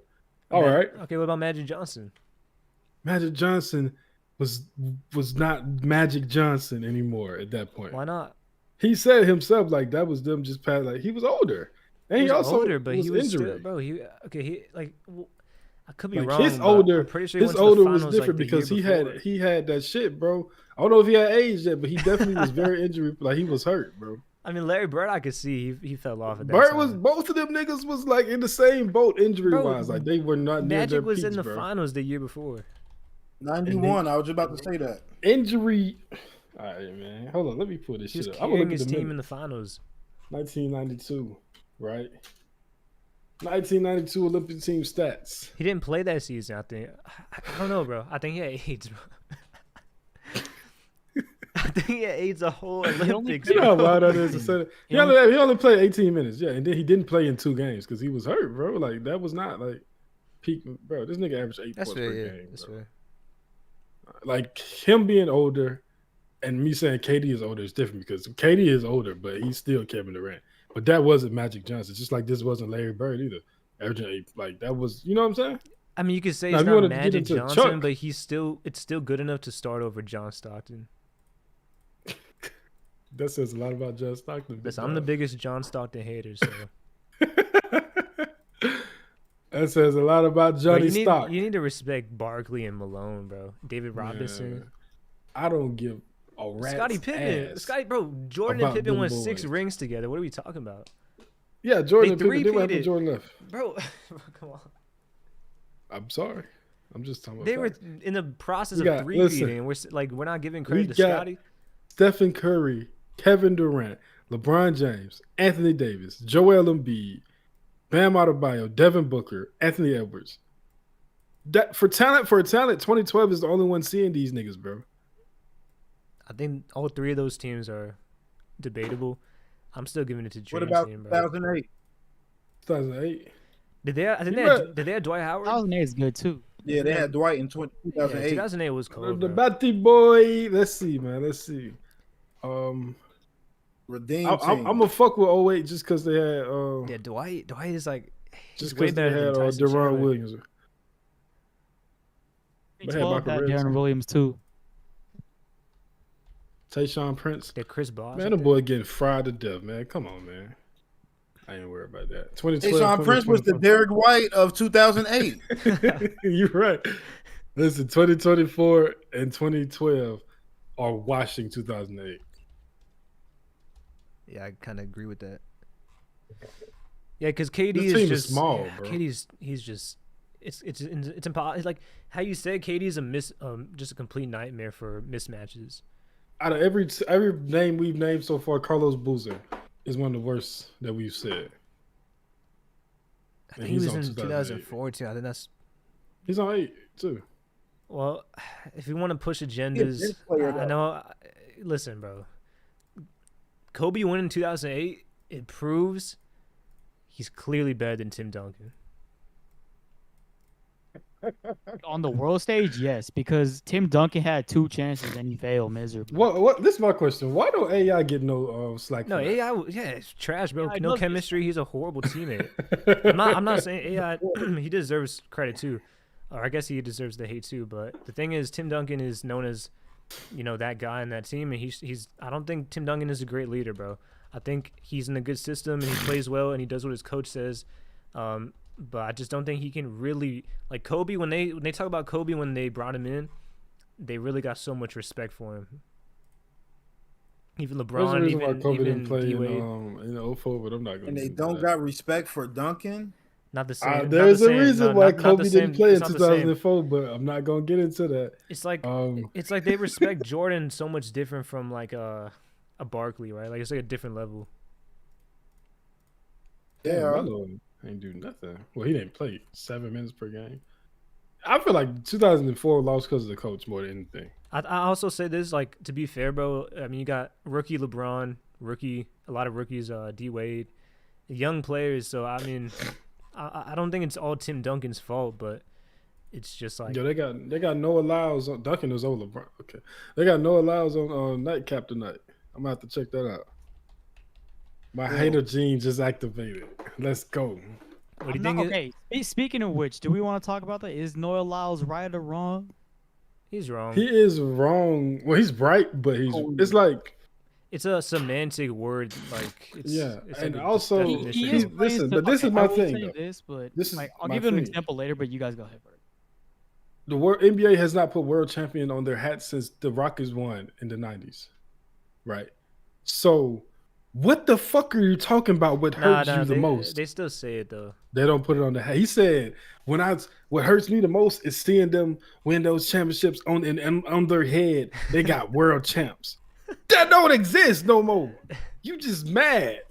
You really just at home hating, bro. Like, don't nothing hurt you the most. You making shit up, bro. I think a basketball player took his bitch when he was younger. That's just me personally. Come on, bro. But anyway, I think he's that, right. Like, he is right, and it's because of the fact that you can't. It's an ignorant thing to do to just say that, oh, we are world champions. Like, although the NBA has cream of the crop in talent across the world, that doesn't mean you're allowed to call the team that wins in the NBA, the National Basketball Association, world champions. Okay, and so I'll give a very prime, perfect example. The English Premier League. Krow will know this. It's a soccer league comprised with all of the greatest talents of around the world. Like, probably considered the best league. Like, debate. Like, it's a debate, but it's considered the best league in the entire world. It has talents from literally every single footballing, soccer, whatever you want to call it, country, like, that the world is exposed to. But their champions are called Premier League champions, not world champions. I'm going to tell you the difference, though, there, Prince. The Premier League is generally considered to be the toughest league, right? Mm-hmm. But you have La Liga in Spain, which is, if it's not, I would say that if Premier League is 100 on a scale of toughness, La Liga is like a 98, right? Then you have Serie A in Italy, which is also like extremely tough, like best players in the world, Champions League, like their players are like their teams are Champions League contention. And then you have, let's say, I said Spain, England, France also has I mean, it's PSG. league. You know what I'm saying? Yeah. PSG, but still, it's a very good league. You know what I'm saying? And then you got Germany, which is Germany with the I get Bundesliga. when you're trying to Yeah, make but there's and there is no competition. contemporary There's no like contemporary similar. to basketball like the NBA. I'm gonna say this. That's facts. What do you think? What do you think? If I guess it's hard to say what would you want, or what do you? I guess what do you think these players want more? NBA ring or Olympic? NBA. Ooh, that is tough. Because I guess I that mean, would kind of decide it, right? Because if they want a ring more, then it's like okay, it's the I ring. think it's NBA. If it's the USA medal, because I would say it probably is the ring, but then we gotta look at bro. I've never, even though Curry has won 4 times, the closest I saw was the last one.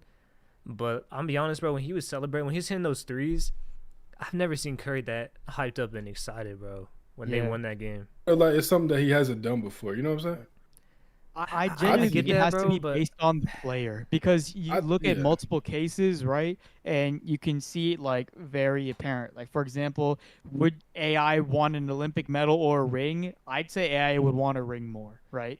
But if you look at players like Carmelo, for example, who's like said on record that like I wouldn't trade my Olympic medals for a ring. Yeah, He's got what, like 3 now? Melo's biased though, because So you know why he said that? Yeah, Yeah, 'cause he didn't win. Because he got the medals, but I was gonna say that. exact same time, like there are like some players that would rather win an Olympic medal that's in the NBA, also because of the country they play for. Because if you're on the U.S. team, right, it's like, oh, it's a guarantee to win the gold medal. But if you're playing for a team that's not guaranteed, like you got your Jokic, you got your Giannis, who else?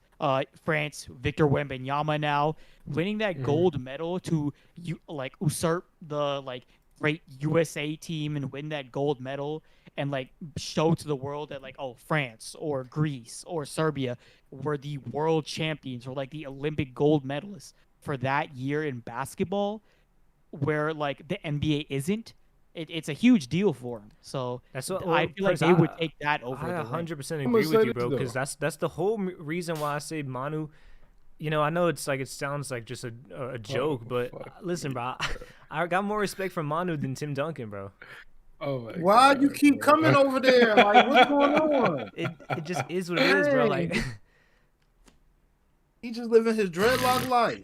That is true. I do like very much respect Tim Duncan because as soon as he got out the NBA and coached for like a year or so, he's gone. what's No like one Tim knows Duncan? where he is. Tim Duncan. Wait, was he in the 2000 Olympics? Winning not sure. 5 rings in San I'll check, Antonio but I think is it was about as 2004. impressive If he as wasn't, anybody and can almost if he wasn't there, I'm gonna say the Manu. He has 3 rings and a gold. I mean, Listen, bro. it, I feel like this.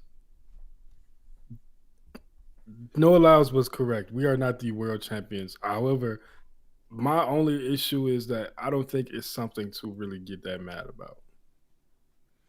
Especially considering like, and it's not just for Noah. I feel like, a lot of people hate like, Americans are cocky and then, they see us calling ourselves the world champion and get upset about it. But I feel like just considering the circumstances, right? I don't know why Roger and Whitebeard won. That's delete that poll. But considering the circumstances and the context around the NBA and the gap to the next, league, Campazzo, who got cut from the Nuggets, went and won MVP in one of them leagues. It's like, considering the difference in talent and strength, I guess. Yes, Noah Lyles is correct, but who cares that much? Like, why is that something that we're talking about to this extent? Especially considering that Noah had nothing. Nobody said nothing about the NBA. This was at a press conference about track.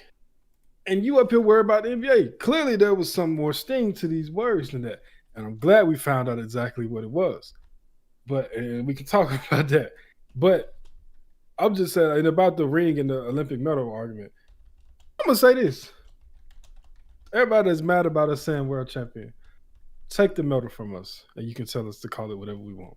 But until y'all do, stop fucking crying about it. I don't care. Okay?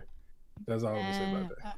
My like final words on it is like the NBA, like you do have the best talent in the entire world, But if you want to call yourselves world champs, you gotta go through the like regulations of it first. Yes, you can call the team the What? world champs, but like what I would love, and this is a great like gateway to do it because it's been done in soccer. I hopefully like can see it be doing like it be done in basketball. It's a club or team World Cup.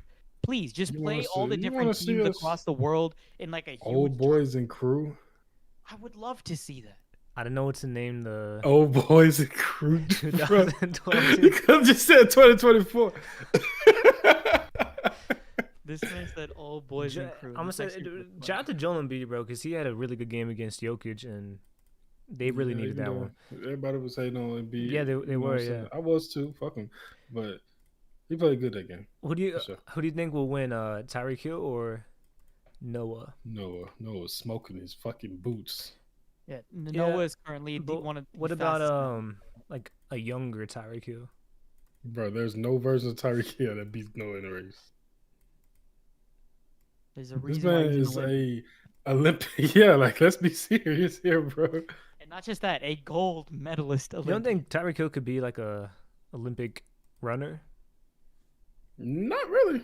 Tyreek Hill's best 40 speed years in the old 100. and like have not been training in the Olympics for the past 15 years. Yes. Yeah. Tyreek Hill's best. I think he ran the 100 meters one time with Noah won, and his best speed would have been last place, I think, in the Yeah. Olympics this year.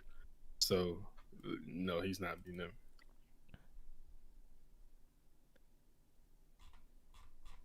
I'd be So- surprised. I mean, I've seen DK Metcalf do like an actual event with some boys and actually represent himself well. And I don't think of him to be faster than Tyreek. I kind of do expect Tyreek to.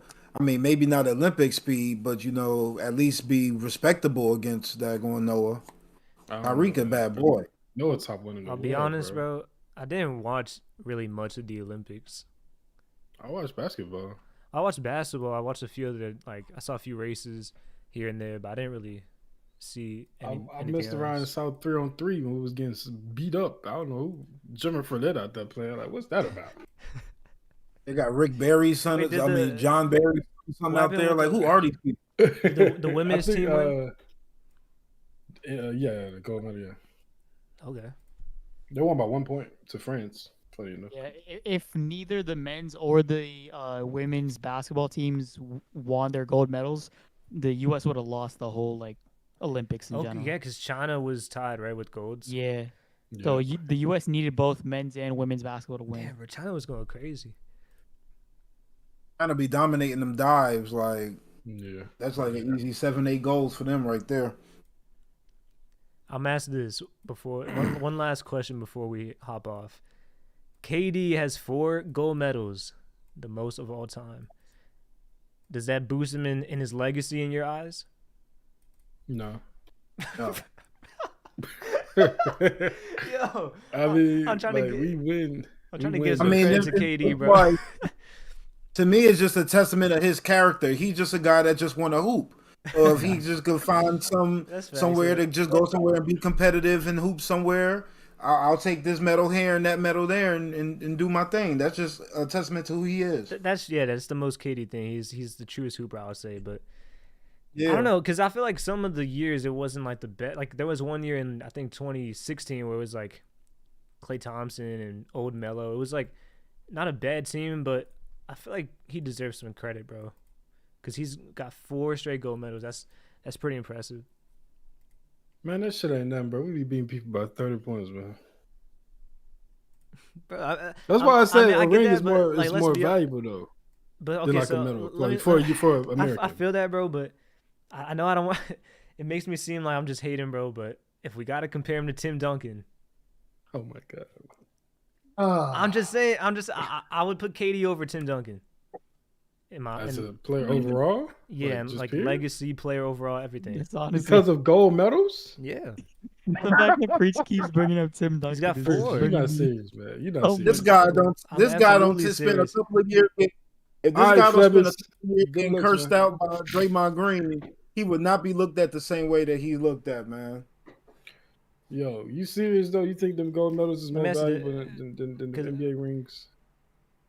No, I don't. Power rank I don't think they're more Yo, valuable. I'm saying crazy. he has both, and he has the most ever in gold. But I'm saying though, you know how it is with get down with the NBA. I mean, with the USA and the Olympics, bro. Like we don't like that's just like Listen, bro, they if almost we lost don't to win, Serbia, it's a bro. problem. They almost lost.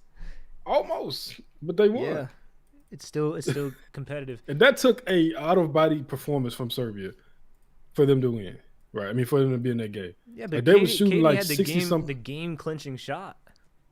That was not the game clinching shot. It was a good shot though, It was big clutch, shot. though. It was clutch. It was clutch for sure.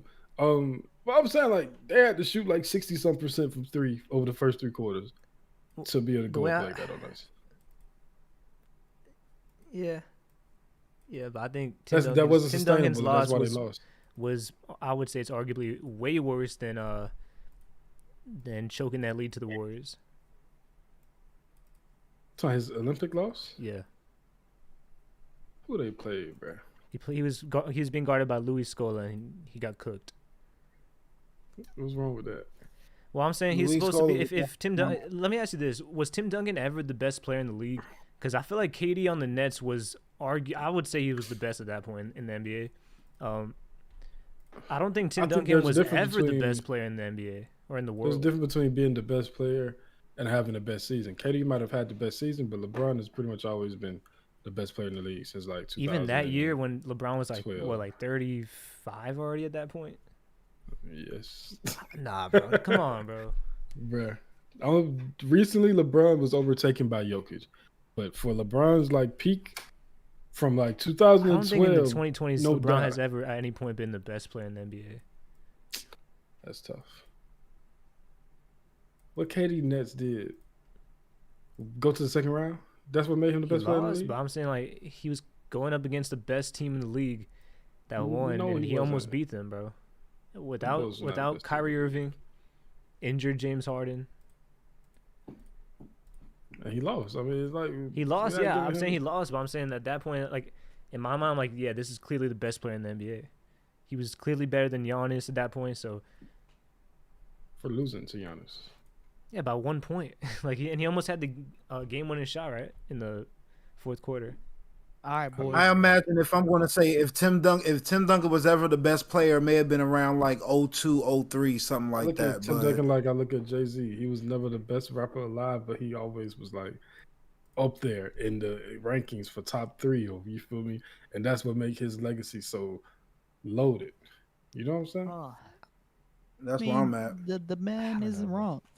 But I will say this: if you guys want to settle it, just make a poll. Yo, make a poll. Five down rings- with viewership, bro. 5 rings in San Oh, yeah, Antonio. yeah. You know we'll what I'm probably saying? end it. Yeah. When you build a legacy, like when you build a legacy somewhere where somebody else has already built a legacy, it don't hit the same. But when you think of San Antonio, you think of Tim Duncan, and he's basically put that on his back, put the whole franchise on his back. You got to give props to that man, yo. After half of you speaking about Kevin Durant, who wasn't never that guy outside of, he never was able to take it there outside of being a part of something that was already great. You talk about Kobe Bryant, half of his championships, he was the second guy. Like Tim Duncan was the man every time he won. I'm not sure about that. Manu Ginobili, bro. Manu Ginobili was not that Also, guy. Tony Park. But you Bro, know, them boys was no, not but better than Tim Duncan, bro. Stop it, bro. no, I see what you're saying though, JJ, because I agree. Like I respect that way more, and it's way harder to to have a full legacy with one team. Like I definitely see that. If the I NBA don't didn't think fix the one team- draft and put Wemby in there, then San Antonio would never have a chance of winning the championship ever again. You know what? They gotta have. No, man, I'm gonna be quiet. Go ahead. We're about to end the stream. You got any last words?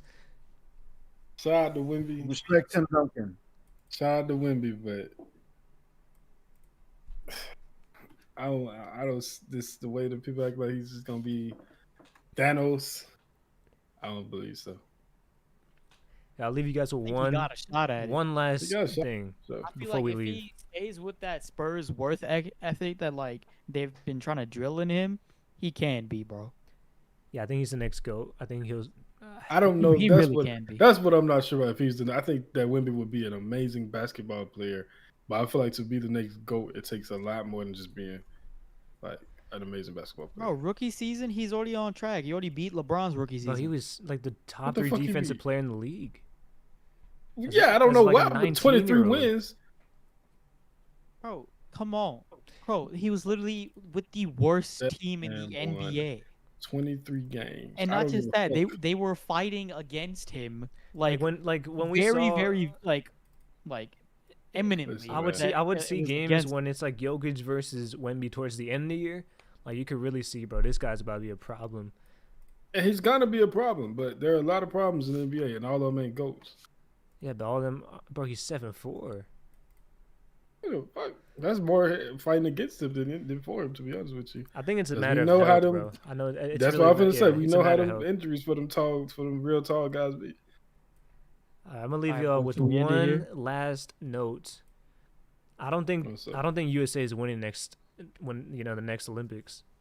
Why? Oh yeah, 4 years from Lord. now with No Wemby more LeBron, no developed? Curry, no Yeah. KD, or at least old versions of them. I don't Who think could they're put winning no it, no bro. no? Who could put together a team with us? So what's the team? Well, okay, like, I would say like Anthony Edwards and John Morant. Like I don't think that's beating But who Wemby, can bro. put together a 'cause better team? Wemby with who? it doesn't matter, bro. Like at that It point, doesn't matter. That's what I'm saying right now. This Thanos shit. I don't think Wemby by himself is finna beat us. Like we Never will know, still bro. have by far the best team in 2028. By far. I don't know, bro. I mean, Yeah. like, so, Who?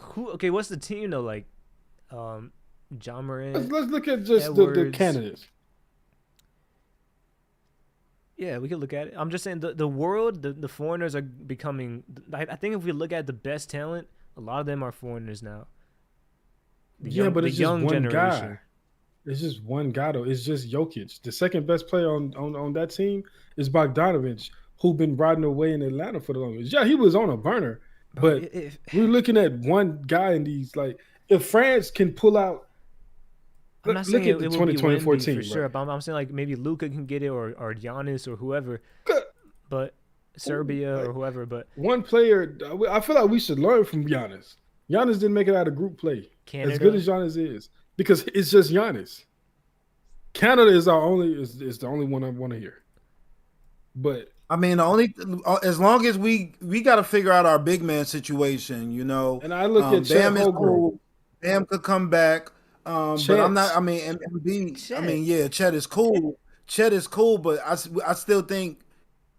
So it's just gonna be Chet and Bam, and that be it. Chet, I Bam, think Derek we because Lively, I Joel mean, Embiid, Evan he Mobley. might just play for his home country next time. He said he was playing. I He's playing. hope something happens with Zion. I need Zion to come. Listen, I'm saying we got Chet, Bam, Evan Mobley, design.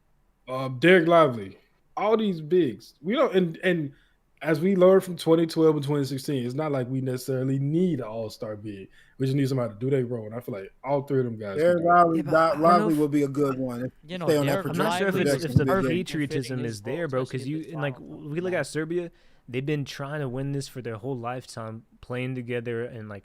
So I feel like when you look at like Haiti, he's there every time, but there's some players that don't even show up for the Olympics at all. I think Zion- this like, where's Olympics will set a Zion? precedence for us taking it more seriously. 2020 was our worst Olympic team in a very long time, and we still smoked everybody. Like, we had who's that dude JJ sent me a picture of that we didn't even know his name on the Kelvin team. Johnson. Bro, Like, we didn't even know who he was. this team But he almost was lost there. to South Sudan. in the exhibition play. Bro. Exhibition, man. What happened when we played them in a group play? We beat them by 30. That's Like, true. We I'm got saying, like- Anthony like, Edwards, they've- Devin Booker, There Tyrese was Halliburton, multiple John times Morant. where they almost lost games, and I'm saying this team is Yeah, and it's I'm- cold and- though. They and got I know that LeBron. They got a good. I'm gonna tell you why. I know that LeBron and Steph and KD had a lot of heroics for us, right? But at the same time, they're older and them being out there. And I'm not blaming them for the games being closed. I'm just saying that you could have replaced them with other people from the USA and we could have still won those same games. I don't think that it had to be LeBron, Steph, and KD to win those games. I think it Like did, that, I bro. don't agree with that idea. Because I feel like, like it I did. said, like with 2020, we had a much worse roster. And then y'all looking at it as if in 2028, all these other teams just gonna keep shitting out Jokic level players. Why not? This is Why would they? Well, And if that's the case, tra- why can't the I'm saying USA do that's the same thing? trajectory of what's been happening. A lot of the What MVPs. says who? Well, bro, just look at like if we look at the top 20 players in the NBA, a lot of them are foreigners now. Look at the top 5. You got Giannis, Jokic, Embiid, Luka. After that, it's nothing but American players. Joel Embiid. I said Embiid. Shea, I would say. I mean, he's a bro. That man grew up in America. Only reason he playing for Canada because he like maple syrup. The man came through American systems, played AAU, went to like he's American to me. But I give maple syrup. I'm just saying, like in 2028, we're still gonna have the best team.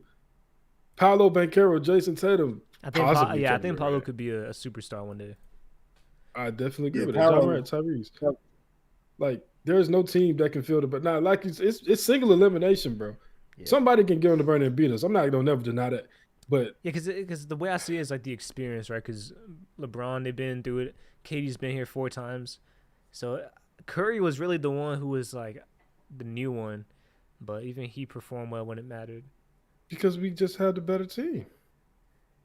Like our teams are just too good. There's only like you can't cover us a certain way. How do you explain like a 2004 situation? That is when we had because that could I'm saying like that could legitimately happen. Play. It can't happen. I'm not saying that we can't lose. I'm never gonna say that. I'm just saying I feel like when we have these conversations, we look at it in a situation where the rest of the world everything goes perfect for them, and then the USA just falls off a cliff. When that's just not, I don't see that being the case. Because, like I said, considering the talent that we know of right now, I just named like 12 people that the world just cannot simply compete with from a talent perspective. Now, can somebody like Wemby take over and win a game against us? No doubt about it.